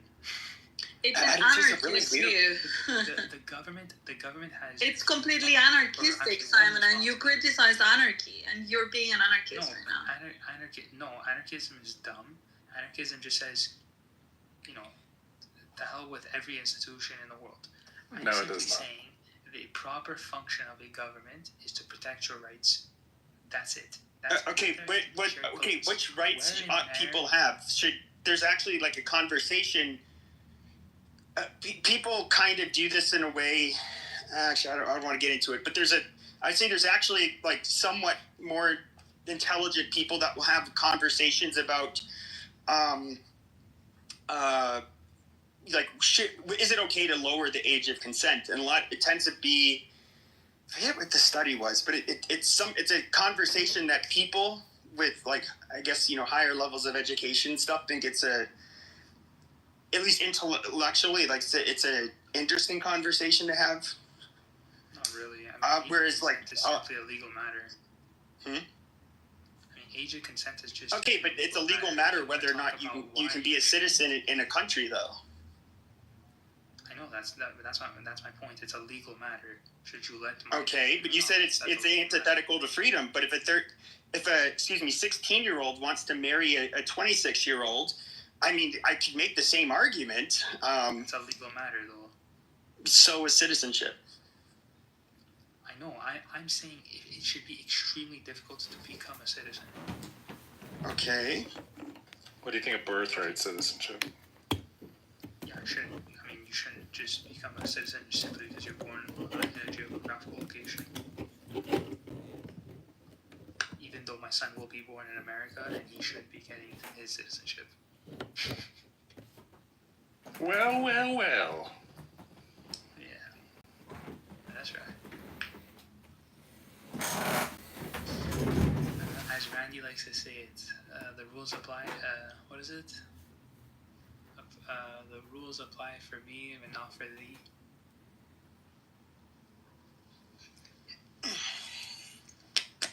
I mean, I would just say the only way you can have true freedom is to have a level of freedom of association, which is something that involves both inclusion and exclusion. You can't truly be yourself or do what you want to do without, people that are, I guess, similar. Like, obvious example, why do homosexuals like to go to gay bars or nightclubs? It's obviously same reason straight people like to do that, at regular bars or clubs. People create communities, like, even within the United States. And I would say our country is just, like, so different from most of the world that it's... I definitely don't want it to become like those other parts of the world. So I'm definitely okay with restricting people's ability to become citizens. But I'm with you. I'm literally saying that is my entire position. I'm saying make it extremely difficult because to become a citizen, because the way you radically shift a nation is if you just allow anybody to become a citizen, that doesn't exclude people from actually just coming in and working or educating themselves. Like, it doesn't have to be mutually exclusive. I'm just simply saying, don't allow those people to vote, because if you bring in 5 million Indians and then 5 million Indians vote for a fucking Indian, you basically get India in 30 years.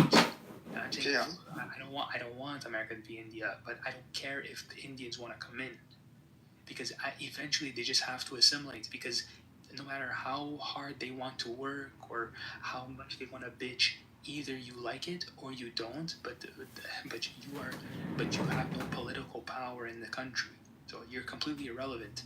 You have no say. But that's kind of what Middle Eastern countries do. They basically, if you don't like it, you just get the fuck out. And if you have a problem with banging our laws, we'll throw you in jail and deport you as soon as you get released. Well, Middle Eastern countries don't have like civil rights. So, I mean, they're, I'm talking about you have full civil rights. Is that wrong? Is that wrong? Human beings require freedom in order to operate as a human being. Yes, of course it's wrong. I don't think it's necessarily wrong. I think that's a value judgment. Of course it's a value judgment. You're talking about a human being and the necessity of a human being to be free. It's a metaphysical requirement for a human being to be free. Sure, but I would probably argue that it's far safer, for example, to live in Qatar. You probably don't have to worry about criminals robbing you or people jumping you, your shit getting stolen, getting verbally harassed and stared down aggressively by men if you're a woman. You have no. You don't have it. You have basically. Like, obviously. Sure, but I would say that I've talked to people who said they liked that. They prefer the trade-off. Okay. To them, it's worth it. Okay. They have the luxury because of America. Okay. Nobody is saying, "Oh my God, like that really nice Saudi Arabian car." No, that doesn't happen. That happens everywhere else in the world. Does anybody say, "Oh my God, that amazing"? I know they have oil Saudi wealth. Arabian. I get it. Yeah, that's it. They don't produce fuck. Sure, but I'm not talking about how they lack innovation. I'm talking about how. Yeah, I'm not talking about them lacking innovation. We all know that. Yeah, but what we're talking about is that now that they have the means to have a wealthy country because they have oil wealth, what is wrong with them wanting their... In fact, what the fuck is wrong with necessarily wrong with Sharia law, if that's how they want to live? Well, you're just making a more relativist argument. It's like, well, like, if they just want to have slavery, like, who cares? Just let them have slavery. I didn't say it now. That's not quite the same. No, that's the logic you're trying to apply. It's just a more relativist argument. No, I don't necessarily consider them the same. I understand Sharia law can be barbaric, but it can be implemented in ways that are not that bad. You're simply saying, what's wrong with another nation doing what they want to do? And I'm saying, well, what if there's a nation that just wants to have slavery? Like, at what point do you say, actually, that's more... Well, yeah, I would say slavery. If there's a country that makes rape of any woman you want, legal, I mean, yeah, there's things that are, obviously cross the line. I don't think anybody would deny that. Forget cross a line. I mean, cross a line for who? That society doesn't care about that line. Well, it's interesting. Mexico, this was back in 2000, 2001. It's some parts of Mexico, it's really rural. It can be a couple hours to even go to the nearest town. Their concept of rape was haha, that sounds like a silly judicial law. It wasn't a big deal to them. And the women, I guess, didn't feel that traumatized by it because there wasn't this stigma in this out in the middle of nowhere group of natives. I mean, in Sharia law, 4 men have to witness a woman get raped in order for it to be considered rape. Mm-hmm. So, well, would you blame somebody who lives in Qatar or UAE for saying, yeah, we don't have the freedoms when I was studying in the university, at a university in America, but I prefer being able to live the way I live here.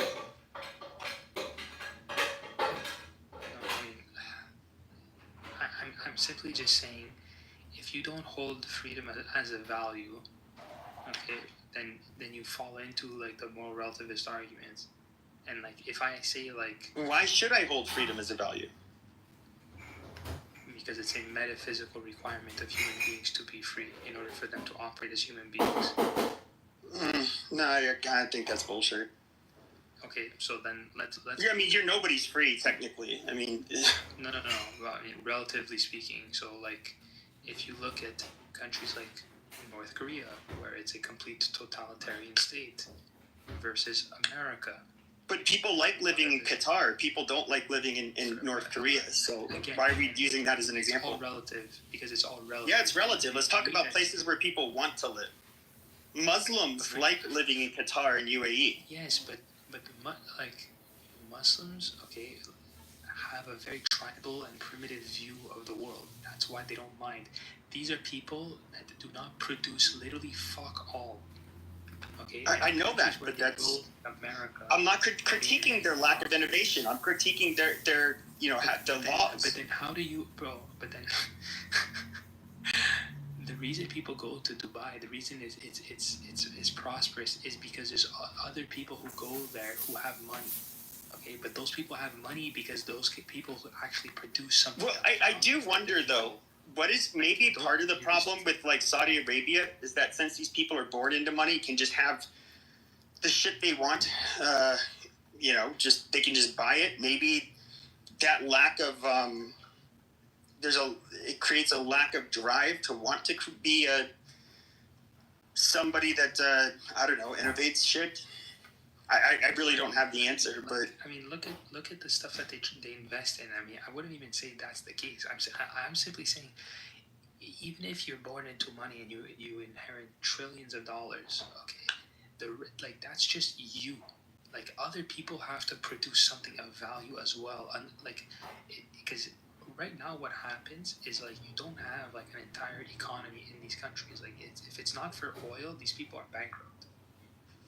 Okay, and I'm saying like if you remove that from America, you still have an economy. Yeah, but they have oil, so why does it matter? I mean, they're not going to go bankrupt, at least anytime soon. I'm simply saying like if you have a population that doesn't produce anything of value for other people, then like that's it. Like it's not like wealth just comes into a vacuum because you have oil. Like. But what does it matter? Because there is a demand for oil, and they so happen to have a lot of oil. I'm saying the conditions that they live in. They have a luxury because of the commodity that they sell to the planet. But I'm saying, if you remove that commodity, what do you think you have? You have a primitive society. And I'm saying, if you take out oil out of America, you still have a civilized society. Okay. Like there's an economy, like you have rights, you have the ability to produce, to pursue other values, and you just don't have that in these other countries. Like you can't open up a strip club, you can't open up a fucking whatever unless the government approves it. Like countries that we know, that do that do not do well. That's my entire point. So I'm saying, in order for human beings to operate as a human being, you have to be able to be free enough, relatively speaking, to be able to pursue the values you think are gonna achieve some sort of benefit to your life. And in Qatar, in Saudi, that is not the case. Yeah, I it's not how I look at it. Well, I mean, I think you have like I think you have a misunderstanding of like just wealth doesn't just pop up out of nowhere. When did I say it did? We all know why the Gulf Arab states have money. Like, it's not a secret. So, what is there to debate? Well, if it wasn't for the free countries, these people wouldn't be able to trade. But it's not the free countries. It's because we literally have automobiles and shit that requires oil, and so that's exactly what I'm talking. They have the demand an automobile. An automobile doesn't just pop up in the ether, and like we just have automobiles now, or we have like these combustible combustion engines that need a product that you sell. Like, in order for there to be a combustion, there has to be the conditions necessary for you to even be able to produce that. And I'm sure, but they already exist. I get it, but bro. So are you telling me that you think that you don't think that they would be able to be free? You don't think that they could be maybe innovative despite being Muslim with their laws? Okay, well, give me the example. Where? No, I'm asking. I actually don't have the answer.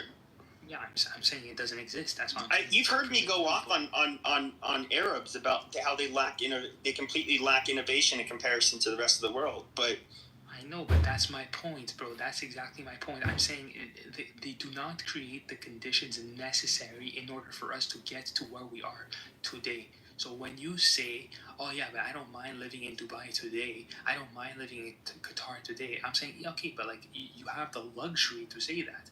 But if we had to restart from nothing and you said, yeah, let's go to Dubai, well, good luck, because that's not going to happen. And I'm saying America is a country that allows you the freedom, the conditions for you to be able to get to where we are today. Because Dubai and Saudi do not. That's the beauty of America. That's why. I mean, it's for me, that's fairly... It's hard to say that is the cause. I do think it perhaps could be an explanation, but I also think that the fact that you have a group of people that do not have to be innovative just because they're wealthy to begin with, I think was every bit as much of a likely explanation. Again, you're taking it as if it just comes into a vacuum, bro. That's my point. I'm saying restart, okay? Everybody in the world has nothing, because at some point, everybody in the world did have nothing. And I'm saying the conditions that America allows versus the conditions Saudi and the Middle East allows, okay, America will win that 100 out of 100. Okay, so you're all you're saying is, well, now that we have everything, let's just go back to regressing. And it's like, well, why? Well, no. If I push back, no. This is rather recent blip in history where the West is as powerful and innovative as it is. If you look out throughout history, though, especially along the Mediterranean, North Africa, you cannot say that these Muslims were not innovative. I mean, they had seaworthy ships. They were conquering people. They had their own architecture. They had all kinds of shit. So, I mean, yeah, we're more innovative than them now, but But when they didn't have oil money, they didn't really seem to be lacking innovation necessarily.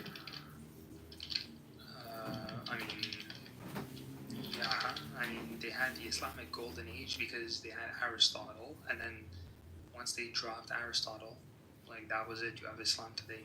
Basically, once they dropped Aristotle in the year 1000, that was it for Islam.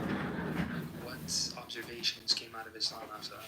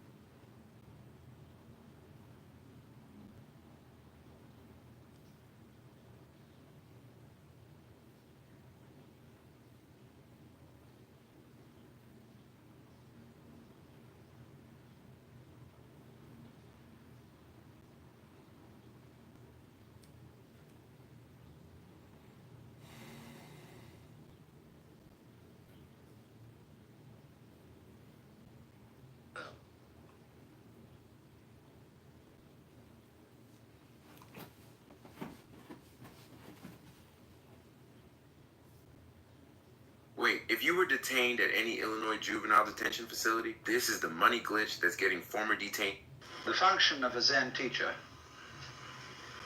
is to put his students in all kinds of situations. You've got a drug and where alcohol in normal course of person, social relations, a person who is addicted to drugs and alcohol, who's trying by to asking have a relationship with some by chatbot, making absurd remarks, and they're primarily by, trying to use it to all ways of unhinging things, and above all, keeping them stirred up with impossible demands. To hear the sound of one hand, to, without moving, stop a ship sailing out on the water, or to stop the sound of a train whistle in the distance. Magic. To touch the ceiling without getting up from one's chair. To take the 4 divisions of Tokyo out of your sleeve. To take Mount Fuji out of a pillbox. All these impossible questions are asked. And in the ordinary way of interpreting these questions, we think, well, now, gee, how could we do that? See, that's a very difficult question that's been asked. And you have to think, what would I do to do that? Because we are caught up in a certain way of discourse, which the language game that we play and the social games, the production games, and the survival games that we play are good games. But we take them so seriously that we think that that is the only important thing. And this is to unstick us from that notion and realize that it would be just as good a game to drop dead now as to go on living. Is a lightning flash bad because it lives for a second as compared with the sun that goes on for billions of years?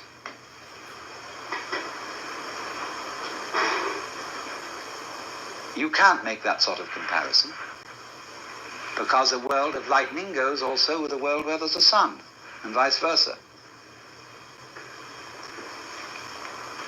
So long-lived creatures and short-lived creatures go together. That's the meaning of that saying. Flowering branches grow naturally, some short, some long. So this then is a scene in a Zen community where spontaneous behavior is encouraged within certain limits. And as the student becomes more and more used to it, those limits are expanded until eventually he can be trusted to go out on the street and behave like a true Zen character and get by perfectly well. You know what occasionally happens on the street when 2 people are walking down the sidewalk straight at each other, and they both decide to move to the right together, and then to the left together, and they somehow get stuck, and they can't pass each other. Zen teachers will pull just exactly that sort of stunt when going down a path and meet one of their students, to see if they can get him in a tangle, and can he escape from it. And you will find in everyday life that there is a very clear distinction between people who always seem to be self-possessed and people who are dithering and nervous and don't quite know how to react in any given situation, always getting embarrassed because they have their life too strongly programmed. You said, this is a common marriage argument. You said you would do such and such a thing at such and such a time. And now you've changed your plans.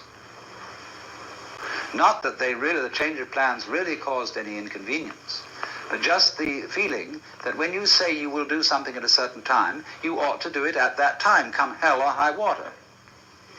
Well, that's being very unadaptable. That's being a stone kind of sticky thing.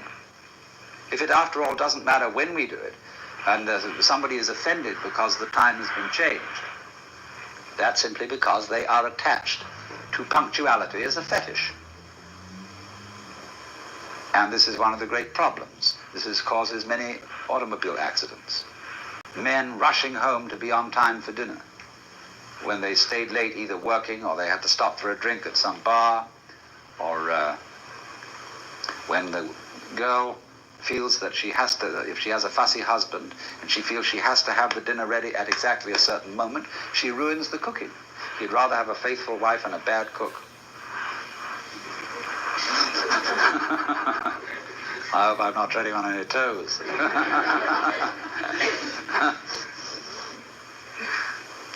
So, you see, we spend an awful lot of energy trying to make our lives fit images of what life is or should be, which they could never possibly fit. So, Zen practice is in getting rid of these images. But it's so explosive socially to do that. And it so worries people. They get vertigo, they get dizzy, they don't know which end is up. And this happens, you know, if you've ever been in one of those blab sessions, where they call them tea groups, I think, or something like that, where the people gather together without any clear idea of what this gathering's about. They know it's somehow self-exploration, but just how do you begin on that? And so somebody starts to push his idea, and then somebody else says, well, why are you trying to push your idea on us? And then they all get into an argument about the argument. And the most amazing confusions come about, but sometimes they all see what idiots they're being. And then they learn to live together in a really open and spontaneous way. I am a cheater, a thief, a liar. But not like you think. I have metastatic breast cancer, and I pretend that I'm fine. But I'm tricking my cancer. I'm yanking back more moments, memories, with Enhertu. Enhertu is for adults whose HER2 positive or HER2 low breast cancer cannot be removed by surgery or is metastatic, and who have received a prior treatment, or whose cancer has come back during or within 6 months of ending treatment. Enhertu helped people live longer than other medicines. Your doctor will do tests to ensure Enhertu is right for you. Enhertu can cause serious side effects, like lung problems that may lead to death, low white blood cell counts that are common and sometimes severe, and problems with your heart pumping blood. Tell your doctor right away if you have new or worsening shortness of breath, trouble breathing, signs of infection, cough, fever, chills, feeling tired, swelling of ankles or legs, irregular heartbeat, sudden weight gain, dizziness, or loss of consciousness. Enhertu can harm your unborn baby. Talk to your doctor about pregnancy, breastfeeding, and effective birth control. Ask about other side effects. With Enhertu, all that is mundane, magical, mine. Sure, metastatic breast cancer will try to take it all, but not today. Hey TikTok, it's Alan Walker, and if you want to get this, or this, search Alan Walker on TikTok and tap the banner right now.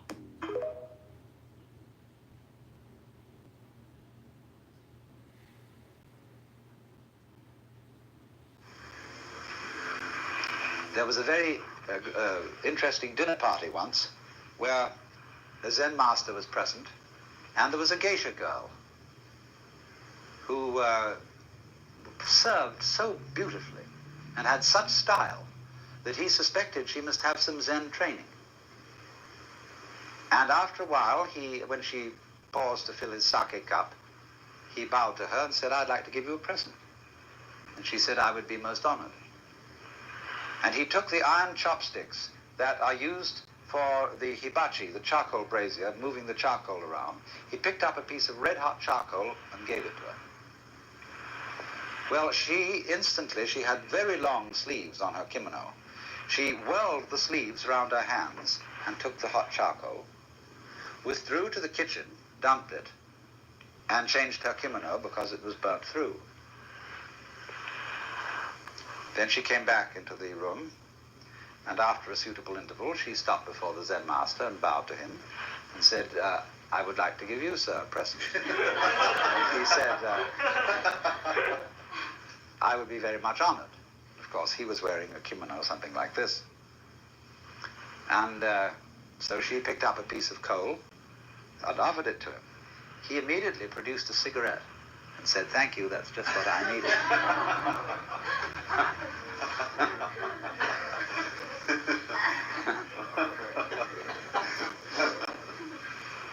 Now, you know, in the same way that we have this in our culture, certain people who are comedians,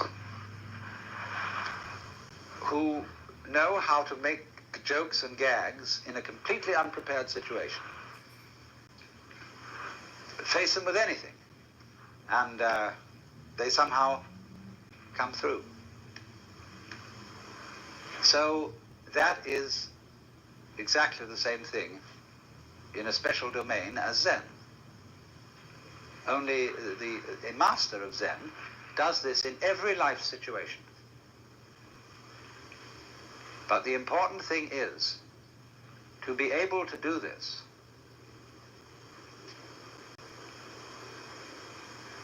This is the secret. You must remember, you can't make a mistake. Now, that's a very difficult thing to do. Because from childhood up, we have had to conform to a certain social game. And if you're going to conform to this game, you can make mistakes or not make mistakes. So this thing has gone into us all the time. You must do the right thing. There's certain conduct appropriate here, there's certain conduct appropriate there. And that sticks in us and gives us a double self all our lives long because we never grow up. Do you realize that the whole of life plays a game, which is a childhood game? There are three kinds of people: top people, middle people, and bottom people. And there can't be any middle people unless there are bottom people and top people. There can't be any top people unless there are middle and bottom people. And so it goes. And everybody's trying to be in a top set. Well, if they're going to be there, there's got to be someone in the bottom set. And the people who do the right thing and the people who do the wrong thing. Here in Sausalito, we have this very, very plainly. There are the right people, the nice people who live up on the hill. Then there are the nasty people who live down here on the waterfront, and they grow beards, and they wear blue jeans, and they smoke marijuana. And whereas the other people on the top of the hill drive Cadillacs and have wall-to-wall carpeting and nicely mowed lawns, and their particular kind of poison is alcohol. Now, the people who live on the top of the hill know that they're nice people. But they wouldn't know they were nice people unless they had some nasty people to compare themselves with. Every in-group requires an out-group, whereas the nasty people think they are the real far-out people, whereas those people, those hillbillies, are squares. And they wouldn't be able to feel far out unless there were squares. See? These things simply go together. But when that is not seen, we play the games of getting on top of things all the time. And so we're in a constant state of competition as to, if it's not I'm stronger than you, it's I'm wiser than you, I'm more loving than you, I'm more tolerant than you, I'm more sophisticated than you. It doesn't matter what it is, but this constant competition is going on. In terms of that competition, we can, of course, lose place and in that sense make mistakes. But what a Zen student is a person who is not involved in the status game. When exploring new credit cards, you should know what you're getting into. With hundreds of offers, Credit Karma curates relevant options for you and shows you approval odds, so it's easier to find your way to the right card for you. Intuit Credit Karma.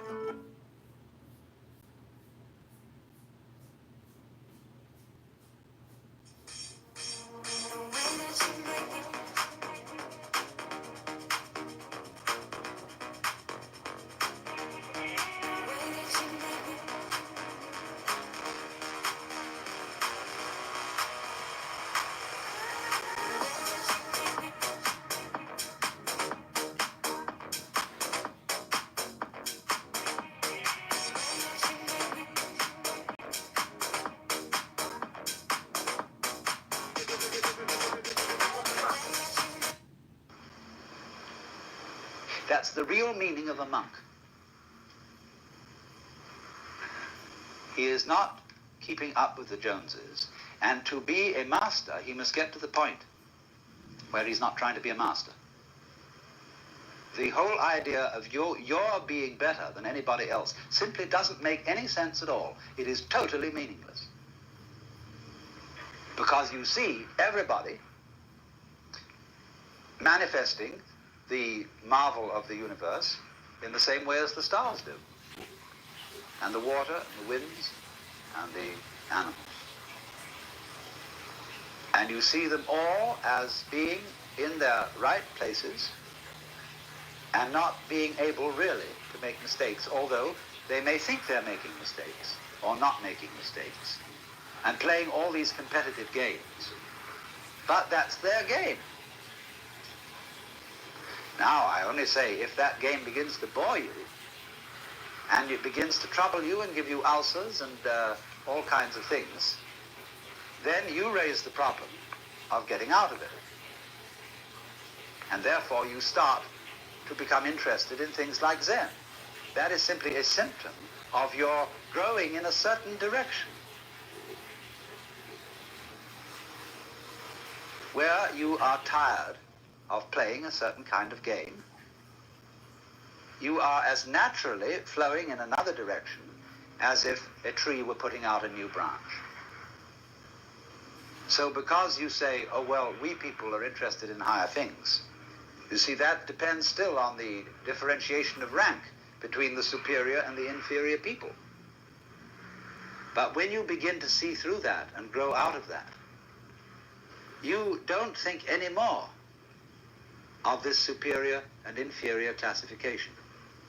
You don't think we are spiritual people who attend to higher things as distinct from these morons who are only interested in beer and television. The trouble with the human being is, like the trouble with certain animals, like the dinosaur, who evolved to the point where he was so big that he had to have two brains, a higher self in the head and a lower self in the rump. And the difficulty was to get these two brains coordinated. But we have exactly the same trouble. And we are suffering from a kind of jitters that comes from being two-brained. Now, you see, I'm not saying that that jitters is bad. It's a potential step in evolution and an opportunity of growth. But remember, in the process of growth, the oak is not better than the acorn. Because what does it do? It produces acorns. Or you could say, just like I sometimes love to say, that a chicken is one egg's way of becoming others. So an oak is an acorn's way of becoming other acorns. Where is the point of superiority? The first verse of that poem I just quoted, the flowering branches grow naturally, some short, some long. The first verse is, in the landscape of spring, there is nothing superior and nothing inferior. The flowering branches are naturally, some short, some long. So that's the point of view of being an outcast, in the sense of being outside the taking seriously of being involved in the social game, and therefore being threatened by making mistakes, of doing the wrong thing. That is to say, of carrying into adult life one's childhood conditioning, where somebody is constantly yammering at you to play the game. So therefore, the preachers and the teachers take the same attitude towards their adult congregations that parents take to children, and lecture them and tell them what they should do. And judges in courts feel also entitled to give people lectures, because they say those criminal types haven't grown up, but neither have the judges. It takes two to make a quarrel. So one can begin to think in a new way, in the polarity thinking, instead of being stuck with the competitive thinking of the good guys and the bad guys, the cops and the robbers, capitalists and the communists, all these things, which are simply childishness.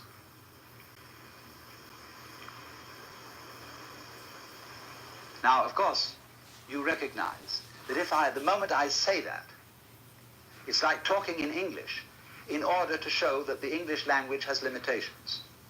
And I am talking in a language that seems competitive to show that the competitive game has limitations. As if I were saying to all you cats here, look, I have something to tell you that is, and if you get this, you'll be in a better position than you were before you heard it. But I cannot speak to this group or this society or this language-speaking culture without using the language, the gestures, the customs, etc. that you have. Not everything in Silicon Valley or any industry or life for that matter need be portrayed as home runs or strikeouts, success or failure. It's so ridiculous that it's portrayed that way, but it's what sells newspapers, so it's what you read about. The most successful people I know are divorced, and they tell me it wasn't worth it. Don't do it. Don't sacrifice your families. Hold your children up high as your greatest inventions, because they are. I invented something that many of you use every day. You don't know it. It's buried in the enterprise, but I know it, and I know how it feels, and I'll tell you it doesn't compare to every day holding that one's happy and healthy little hand. And by the way, don't step on anyone's neck to advance your cause. Don't sue anyone and try not to get sued. You'll sleep better at night. I've never been a party to a lawsuit in my technology career, and amen to that. My wife and I don't put work before our daughter or each other. Engineers in my company with similar families and I have been together most of our careers.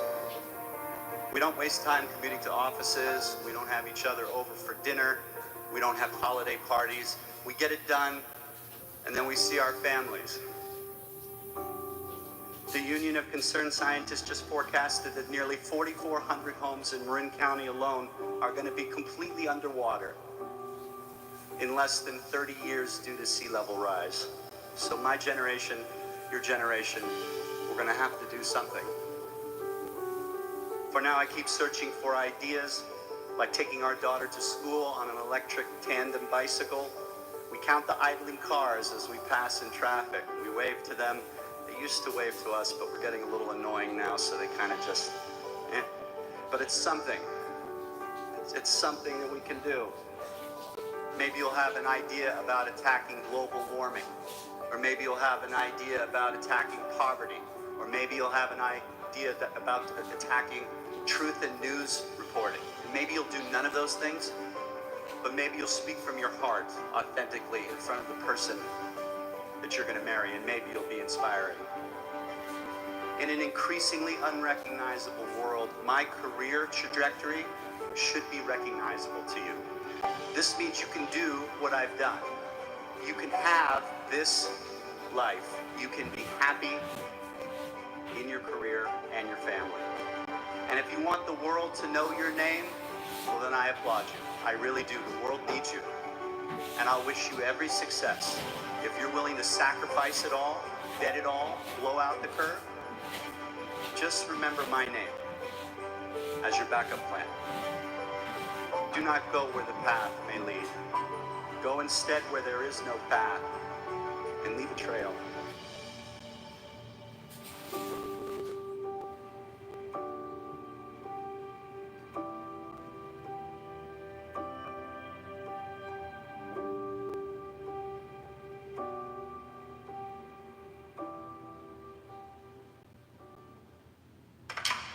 Want to stop hair loss in its tracks? Through Hims.com, you can explore a range of options that work best for you, so you can grow visibly thicker and fuller hair. Get back your robust head of hair in just 3 to 6 months with doctor-trusted ingredients like finasteride, minoxidil, and a blend of supplements that support healthy hair. 3 in 4 Hims customers say they wish they started using hair treatment earlier. Stop hair loss and regrow hair. Get started today at Hims.com.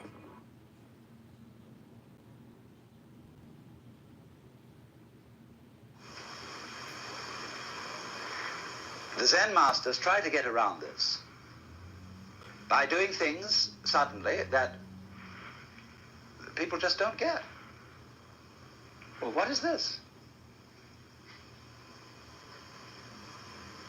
Therefore, that is the reason why, this is the real reason why, Zen cannot be explained.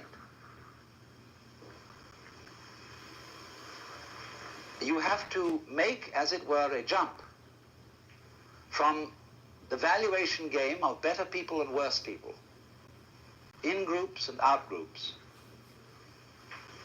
And you can only make it by seeing that they all are mutually interdependent. So if we take this situation, let's say I would be talking to you and saying, look, I have some very special thing that you've got to take notice of. Therefore, I am the in-group, and I am the teacher, and you are the out-group. I know perfectly well that I cannot be the teacher unless you come here. And so that my status and my position is totally dependent on you. It isn't something you see, therefore I have first, and then you get. These things arise mutually. So if you wouldn't come, I wouldn't talk. I wouldn't know what to say. Because I borrowed your language. So that is the insight that things go together. Then, when you see that and aren't in competition, then you don't make a mistake, because you don't dither. When I first learned the piano and played these wretched scales, the teacher beside me had a pencil in her hand, and she hit my fingers every time I made a wrong note. Consequent was I never learned to read music, because I hesitated too long to play the note on time. Because I was always, is this pencil going to land? See? And that gets built into your psyche. And so people are always, although they're adults, nobody is clubbing them around and screaming at them any longer. They hear the echoes of that screaming mama or that bombinating papa in the back of their heads all their life long. And so they adopt the same attitudes to their own children, and the fast continues. Because there is no, I don't say that you shouldn't lay down the law to children if you want them to play the social game. But if you lay down the law to your children, you must make provision later in life for them to be liberated, to go through a process of curing them from the bad effects of education. But you can't do that unless you too grow up, you see? Unless we grow up. Says I, including myself.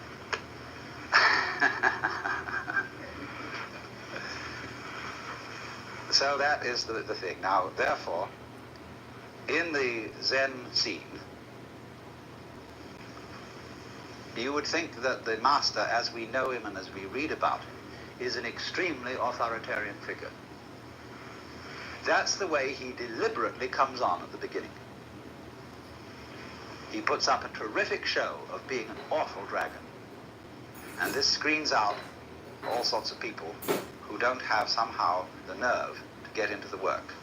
But once you are in, a very strange change takes place. The master becomes the brother. He becomes the affectionate helper of all those students, and they love him as they would a brother, rather than respect him as they would a father. And therefore the students and masters, they make jokes about each other. They have a very curious kind of social relationship, which has all the outward trappings of the authoritarian. But everybody knows on the inside that that's a joke. Liberated people have to be very cool. Otherwise, in a society which doesn't believe in equality and cannot possibly practice it, they would be considered extremely subversive. And therefore, great Zen masters wear purple and gold and carry scepters and sit in thrones. And all this is carried on to cool it. And the outside world knows that they're all right. They have discipline, they have order, they're perfectly fine. Having discussed basic principles of what Zen is about, I'm passing on to the more practical side of it. A Zen monastery is not a monastery in the Christian sense. It's more like a theological seminary, except that it practices more than it teaches. Hey TikTok, it's Alan Walker, and if you want to get this, or this, search Alan Walker on TikTok and tap the banner right now.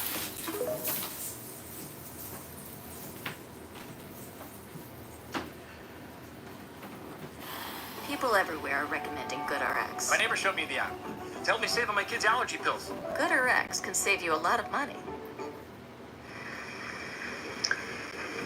A typical institution consists of a campus.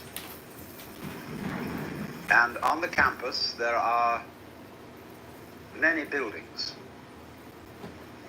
First of all, round the edges you will invariably find independent temples that were founded in times past by noble families, because one of the things that the Buddhists did when they came to the Far East was they exploited ancestor worship. This was very clever of them. This being the great religion of China, the Buddhist priests performed services like requiem masses for the repose of the souls or for good reincarnations for one's ancestors, and they made quite a thing out of that. And so they have memorial services for the departed, and that's one of the principal functions of temples in Japan. People don't go to temple in the same way as Westerners go to church. They make pilgrimages to temples, and say at a great temple like Eiheiji, you will find on a Sunday morning, or practically any morning, a swarm of about 500 people attending the 4 a.m. service of chanting the Buddhist scriptures. But they're kind of in and out of their temples. They have special services, they have memorial services, weddings, funerals, or everything like that. But they don't have a parish kind of church community as we find it in the West. Although when Buddhism, through the Japanese immigrants, exports itself to the United States, they immediately copy the Protestant church institution and sing, "Buddha loves me, this I know, for the sutra tells me so." It's terrible. And all the young men, Nisei, who have never been in Japan, the one thing they can't stand is sutra chanting, because they don't know what it means, and the priests don't know what it means a lot of the time. And but it's beautiful to listen to. They haven't got an educated Western ear yet to appreciate that kind of Oriental music. Well now, aside from these many temples, each of which is in charge of a priest with his family, and some of them are having a hard time making a go of it these days, so they've become restaurants for very elegant food, or museums, and all sorts of things. Now the central, the guts of a Zen temple is what's called the Sodo. So in Japanese is the Sangha, the order of followers of the Buddha. Do simply means hall. So the Sangha hall, or Sodo, is the center. And this consists of a number of rooms, but the main one, the actual Sodo itself, is a large, long, spacious room with platforms on either side and a wide passage down the center. The platforms are 6 feet wide, and each contains a number of tatami mats, which are measure 6 by 3. And every monk is assigned to a mat. And That you on probably a heard shelf, as a child, "Fool me once, shame on you." fool me twice, shame on me. How many times has the West been fooled by these terrorists? Agreed. And, I do agree that it's a great idea to have this run by the Congress, because I do like the idea that the Congress,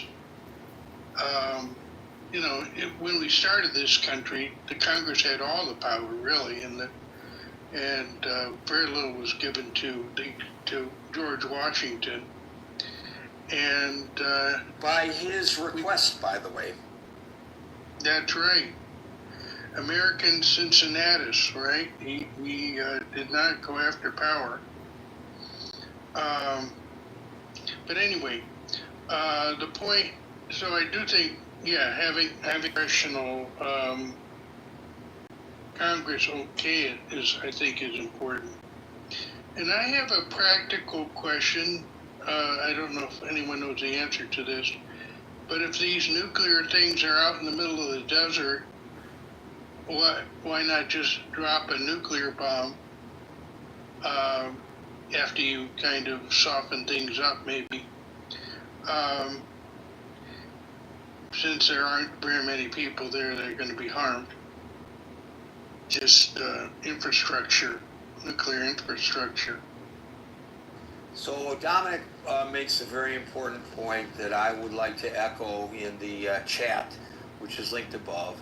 Did JFK request congressional approval for the naval blockade of Cuba? No. President John F. Kennedy did not get formal congressional approval before implementing the naval blockade of Cuba during the Cuban Missile Crisis in October 1962. What did Kennedy do instead? Dominic writes, he informed Congress, but he acted unilaterally as commander-in-chief. But see, he did talk to Congress. And most members of Congress, Dominic points out, publicly supported the president. And he writes that the moment became a precedent for unilateral executive military action used by later presidents. But he's not, this president, discussing any of this with Congress. I don't think he needs the consent of Congress, but he needs the informal consent, I guess, of Congress. And Anson, by the way, agrees in the chat with Dominic's point. Thank you, Les. Well, can I just say one more thing? Sure. And so we have to look at what the alternative is. If they have a bomb, then Iran is a much bigger problem to everybody, including the people in Iran. And if we're trying to get the Middle East stabilized, a nuclear armed Iran is the opposite of that. Thank you, Les. We'll now go to David. Gary, I think there's a lot of conundrums here that we're facing as a country, and with regard to Trump's leadership, with regard to the way he's been hemmed in to tacitly give support to Netanyahu, while at the same time pandering to the base, to the Tucker Carlsons of the world. But I thought Tucker brought up some interesting points, Gary, and that was highlighting the fact that Ted Cruz did not have a whole lot of command, not just of the population of Iran, but their ethnic makeup. Not just them being a Muslim Persian country, but the other cultures that also exist in a place of 90 million people.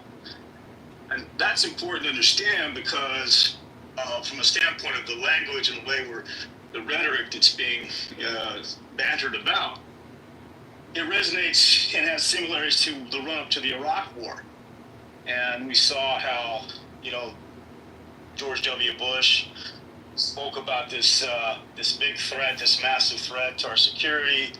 He put Colin Powell front and center, taking this story to the UN. And we saw the disastrous outcome of that campaign.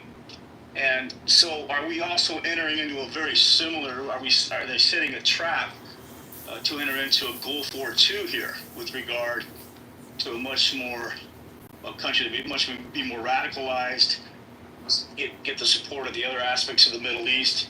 So, I think it's important. As much as I'm not a big MAGA supporter, I think their voice is very important with regard to checking Trump's ability to throw us into something that could have very protracted and massive consequences, not just to the loss of life to the Iranian people and the potential further destruction, or further, not destruction, but damage to the Israeli people and their country, but also to the possible displacement of Iranians, causing massive refugee situations that we've seen in the Syrian campaigns. We're seeing, obviously, the fact that there may not be the ability to do a regime change, the likes of which the Iranian people deserve. And again, I'm no fan of this regime either, Gary. This is a regime that's repressed its people, that's looted its economy, with the backroom deals with China, the shadow economy that exists there, and so there's a whole lot of reasons why this has to happen. But I think the ultimate campaign would be another potential Iraq 2.0 if we don't get it right. So those are some of my talking points on that front. I mean, at the same time, we're seeing Trump call out his Tassie Gabbard, saying that Iran's not necessarily close to having a nuke. So the messaging and the talking points are kind of all over the map.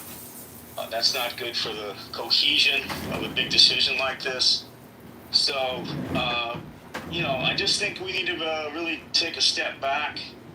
I know we're already en route there on some level with regard to the massive deployment. So maybe we're sort of playing a game of wait and see here.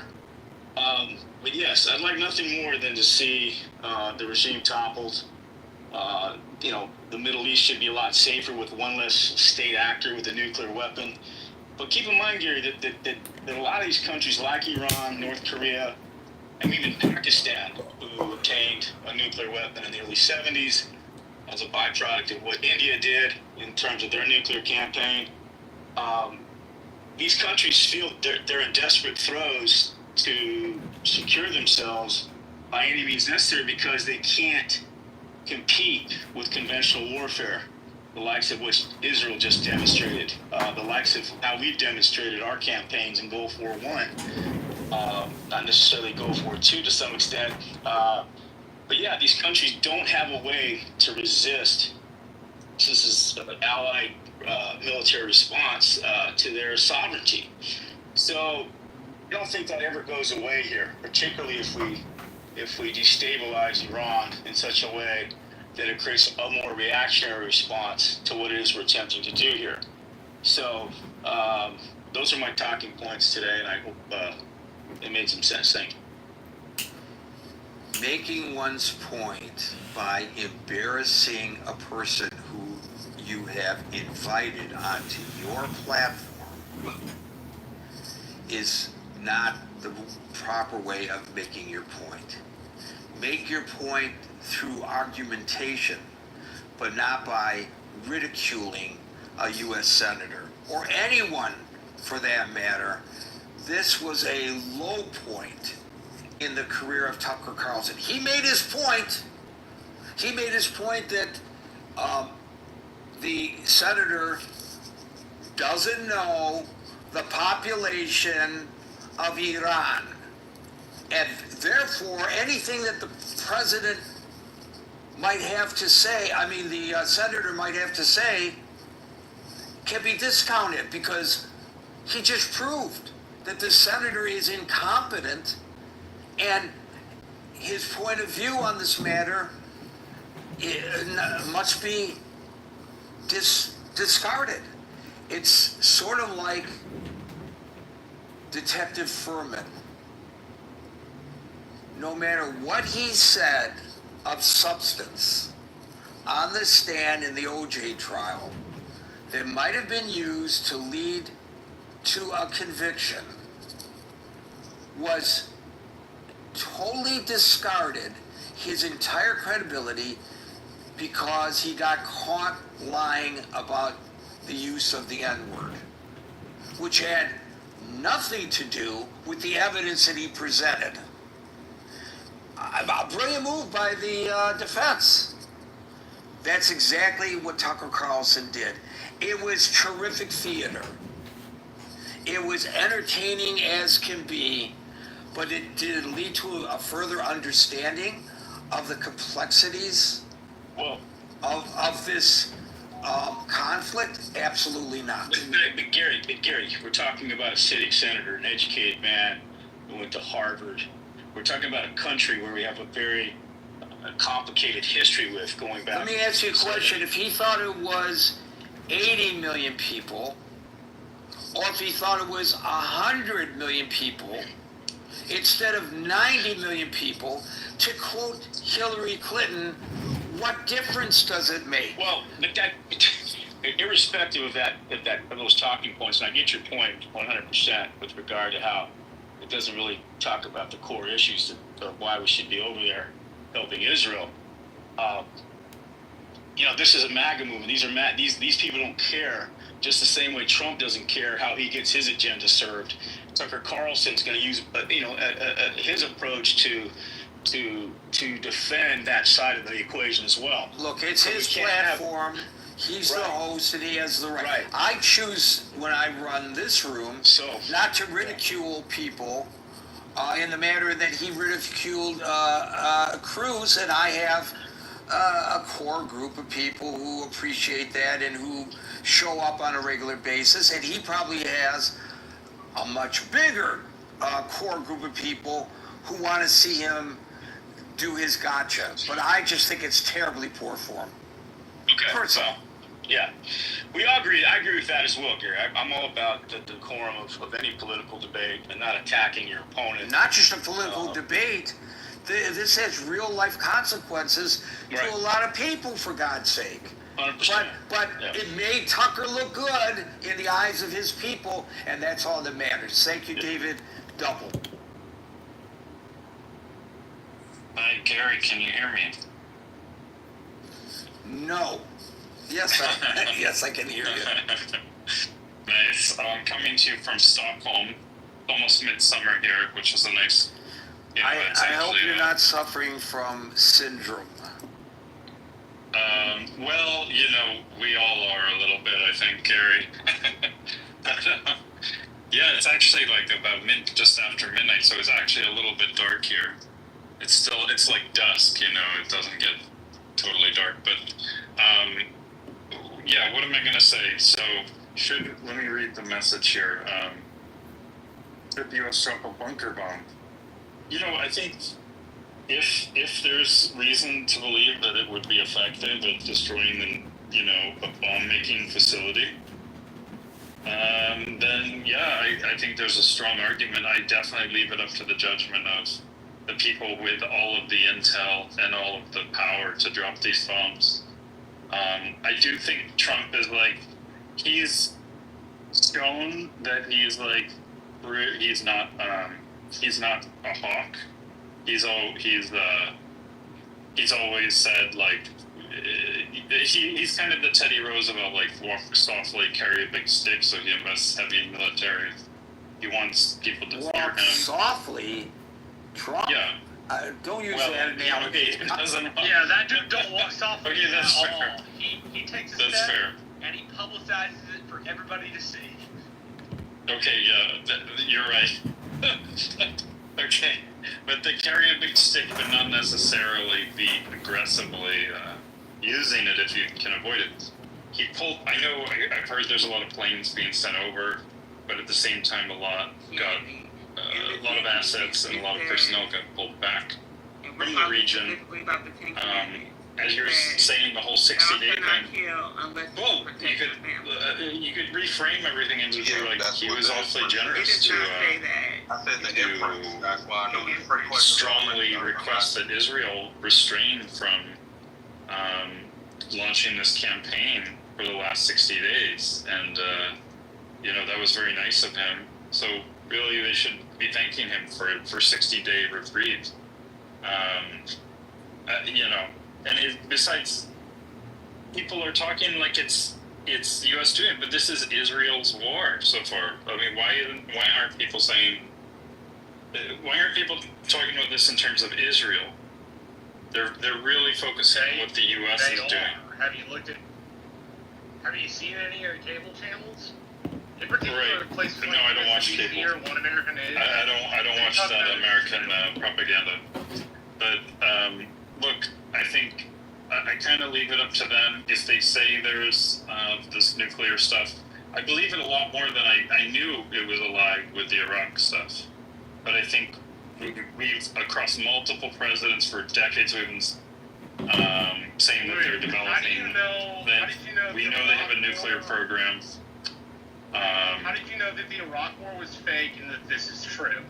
I'm challenging your power. Because we had Hans Blix inspecting, and he himself said, like, yeah, they're a little bit of a pain in certain places, but he said there was no weapons for. They inspected all over the place, and there was that's no. not what he said.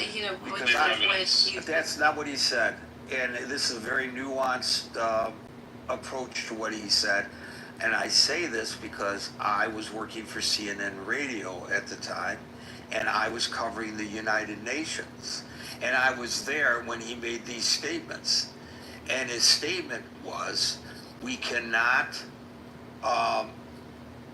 we have not found weapons of mass destruction, but I cannot say that there are none. Now, I'm paraphrasing, but he hedged his response. I think that in general what you said is a fair characterization, but you know, because but I remember sitting there and saying, would you just fucking say, I'm saying this to myself, I didn't say it to his face, would you just fucking say that they do or they do not have weapons of mass destruction? And he never did. He never said definitively. So to say that he did is actually inaccurate. Okay, but just taking what you said, face value, by saying, like, you cannot prove a negative, okay, that's not the same as, you know, it's obvious that was his job to prove a negative. That was his job. He was the chief weapons inspector. He was unable to prove the negative. Because, why? Why was he unable to? Because he couldn't find it. He looked, he couldn't find it. No. It's because, to use his exact words, the UN weapons inspectors were not given unfettered access. That was his commentary, unfettered access. So if you want to prove to the world that you do not have weapons of mass destruction, then you give the UN weapons inspectors, if you are Saddam Hussein, unfettered access so that Hans Blix could verify to the world that there were no weapons of mass destruction, thereby averting the calamity that followed. Now, if you want to ask me why Saddam Hussein didn't do what I just said he might do, I'm happy to answer that as well. Yeah, I mean, well, I would like to hear what you're saying. I mean, one thought I had is he's doing all kinds of torture chambers and all kinds of horrific things that he wouldn't want exposed. But what is your theory? No, everybody knew about that. That was and his sons were more brutal than he was in that regard. No, the reason was because he wanted the Iranian people to believe, the Iraqi people to believe that he had weapons of mass destruction in order to show that he was protecting them from, the evils that the West presented to Iraq. It had nothing to do with global perceptions. It had to do with domestic perceptions. Roy, I'm sorry I can't get to you because you came onto the stage too late. Thank you, Double. We'll go to Chris, McCutt, and Brent. We'll get the last one. Roy is Iranian, by the way, so she might be a good person. All right, I'll make an exception. because I love hearing from Roy anyway. Chris. Gary, can you hear me? And I'm happy for once you got on the stage on. I'm normally on time. Yesterday I was I put my bid in for about 5:40, but y'all cut it a little early. But that's fine. I was no big deal. I put all my comments in the chat. But you can hear me, correct? Yes. Yes, sir. We're audible. We are here again. Don't like the question. Oh, I like the question. I don't like it. Let's get to it. Should the U.S. drop a bunker bomb? Consequences. No. No, America should not drop a bunker bomb. Why should America not drop a bunker bomb? Because that is not our fight. Yes, air quotes, everybody. Throw them in the air. Vote them right now. Bingo, air quotes. Yes, we don't want Iran to have a nuclear weapon. Air quotes again. Right now, gotcha. We want Israel to feel safe. But we all have to be honest. Israel right now feels safe. Israel has felt safe for a very long time. Why? Because when Trump got in office, he made sure Israel felt safe. And he allowed Israel to do what Israel wanted to do. We all understand that. We've seen that. There's no debating. Fine, let's move on. Israel has become the bully of the Middle East. And now we're going to help them. And so I get it. It's a lot of Jewish people in here. It's a lot of Jewish people across the United States. It's a lot of warmongering individuals who won't mind playing Battlefield Ship on Clubhouse, or let's just say their living room watching Fox News, CNN, NPR, all the above. We get it. So it seems like it's just a natural thing to just say, hey, you know what? We can do it. We should do it. We could do it because we can do it. We shouldn't. We have so much stuff going abroad. We have so much stuff here at home. Everything that we're letting happen slip past him. And now he's making some more, I say this every time, Gary, he's making some more show so he can continue to steal. We may say, oh, he has some ability to do some national policy, immigration, and get people out, or tax incentives for the rich. Cool, all national issues in America. We got that. He has no ability to do foreign policy. Gary, yesterday you asked, was his policy a flow through the wind? Yes, because he never gave us a plan in the first place. He got elected with concepts. He said it himself. So no, now we're currently watching him concept plan foreign policy, which could dictate a new world war. And all capabilities it can literally turn into a shit show tomorrow. But we've allowed him to do this because we judge him on a curve. We've judged Trump on a curve for 3 election cycles, and he's won 2 of them. But now we're about to witness somebody take us possibly into a war while we have so many issues on our ground, our streets. He's skipping over Congress every step he can. He's not moving in the light of the Constitution or the status quo that actually got us this far in this country's history. With the growth, some setbacks, but more growth, a little more setbacks, a lot more growth. Like, we've done well with going through status quo. I'll start there, but let's move on because I want to finish fast. Next thing is, why are we so animated in going to war? All I hear on this stage, in other rooms too, and also on CNN, and also on our news channel, is hold on a second. Go ahead. Hold on a second. I need a clarification. Because I brought this up earlier, and I will bring it up again. Is dropping 30... Yes. I haven't asked it yet. Dropping any bomb on anybody else's fight is us basically declaring war, Gary. I did catch that question. It's not declaring war. We have not. But is it, when you use the term going to war, it conjures up an image, whether deliberate or otherwise, of, Johnny go marching in, and you got an Iraq, Afghanistan kind of a situation. Is that what you are trying to impart, that we are going to go to war in that manner? Gary, what I'm trying to impart is, if you're in the middle of a fight, a one-on-one fight, and I throw you a knife, I am now parting the fight. That's what I'm saying. That wasn't my question. That was the analogy to the answer that you got. I don't think you had. I don't think. In all due respect, and I'll let you get on. I'll let you get on. But I don't believe you answered the question directly. But go ahead. Okay, great. Back to the war. I have no clue why so many Americans, and even our politicians, are so adamant about going in the war. Like I said, I get respectfully to Israel. They moved very strategic to get this foothold on the United States of America. Jewish, I get it. We all get it. I hate to say it that way because it sounds crazy. And what were you saying that you are you trying to say the Jewish lobby? Yeah. Let's just. Why would you say that? Because there should be no reason that so many allies and everybody abroad will say, "Hey, this is probably not the best thing to do, but we're going to figure it out." I don't know whether you are sliding into rhetoric and you are told. Wait a minute. I don't know whether you're sliding into rhetoric and are merely tone deaf to what it means when you refer to the Jewish lobby, or whether you are anti-Semitic. No, not at all. Let's not use that word because that's like saying the N-word, and that's very disrespectful, and I'm not there.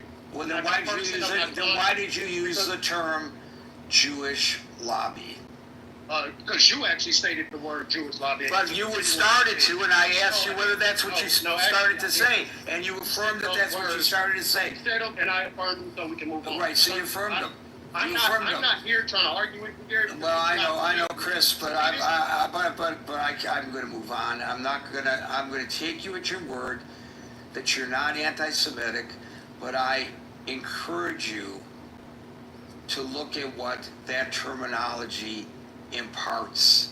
And next time, I suggest that you not make your argumentation in the manner that you did. That was like the second or third time that you used the term Jewish in regard to this discussion. The Jews are controlling the discussion on Clubhouse. Come on.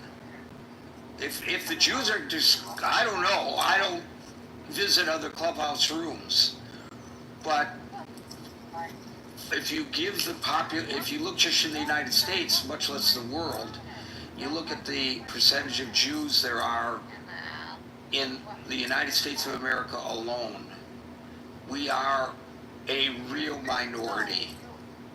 And to think that such a small number of people can control anything, well, you know what? I wish that were true. But I don't think it is. I think we should be very, very clear. Typically, aside from the things that Jewish lobby means, most people talk about AIPAC. Something people should be very aware about AIPAC. AIPAC is not an organization to argue for the national interest of Israel. AIPAC is an organization founded by American citizens who happen to be Jews. It's the American Israeli organization, American and Israel. And this is done by American citizens who are using their First Amendment rights to petition and lobby their government to say that America and Israel should be closer friends. That's the intention of the organization.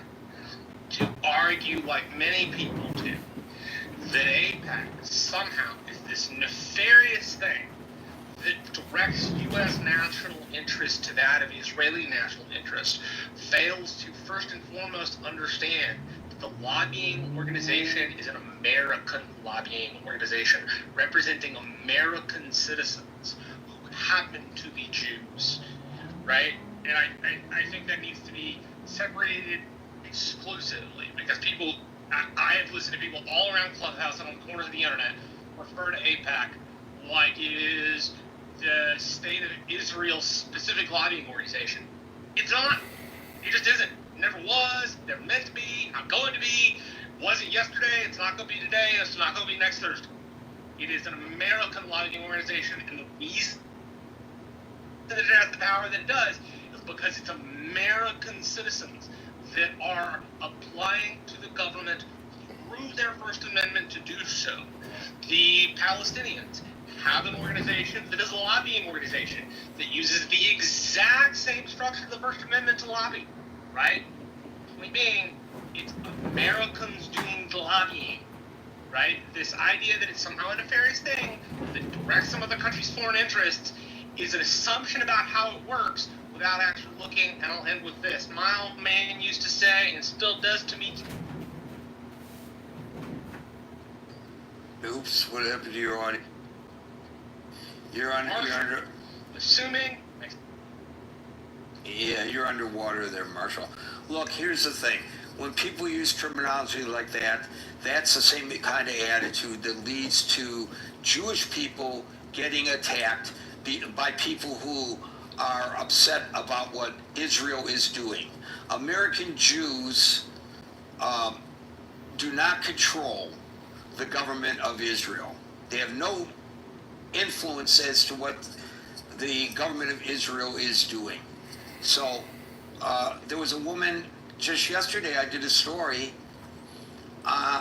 who was identifiably Jewish, an Orthodox woman, and a guy, she was standing on the subway platform in Brooklyn waiting for a train, and a guy comes up to her and says, "Go back to your country," meaning Israel, even though she was born in the United States of America, and he beat her with a cane. This is what's going on in the United States, and that's why words such as Jewish lobby are very dangerous. McCut, Brent, and Roy, and I thank you for your intervention there, Marshall. Hey Gary, how you doing? Pretty good. I don't know why the Jews always get thrown into anything concerning the Iranians. People just throw Jew out there. I don't know why that is. The Iranians are a global problem. They're not exclusive to Israel. And the regime they've actually been a problem since its inception. As soon as they came into power, they had that war with the Iraqis, because I believe they were trying to meddle in Saddam's Iraq, trying to like prop up the Shia militias there in Iraq. A million people died in that conflict. 1 million.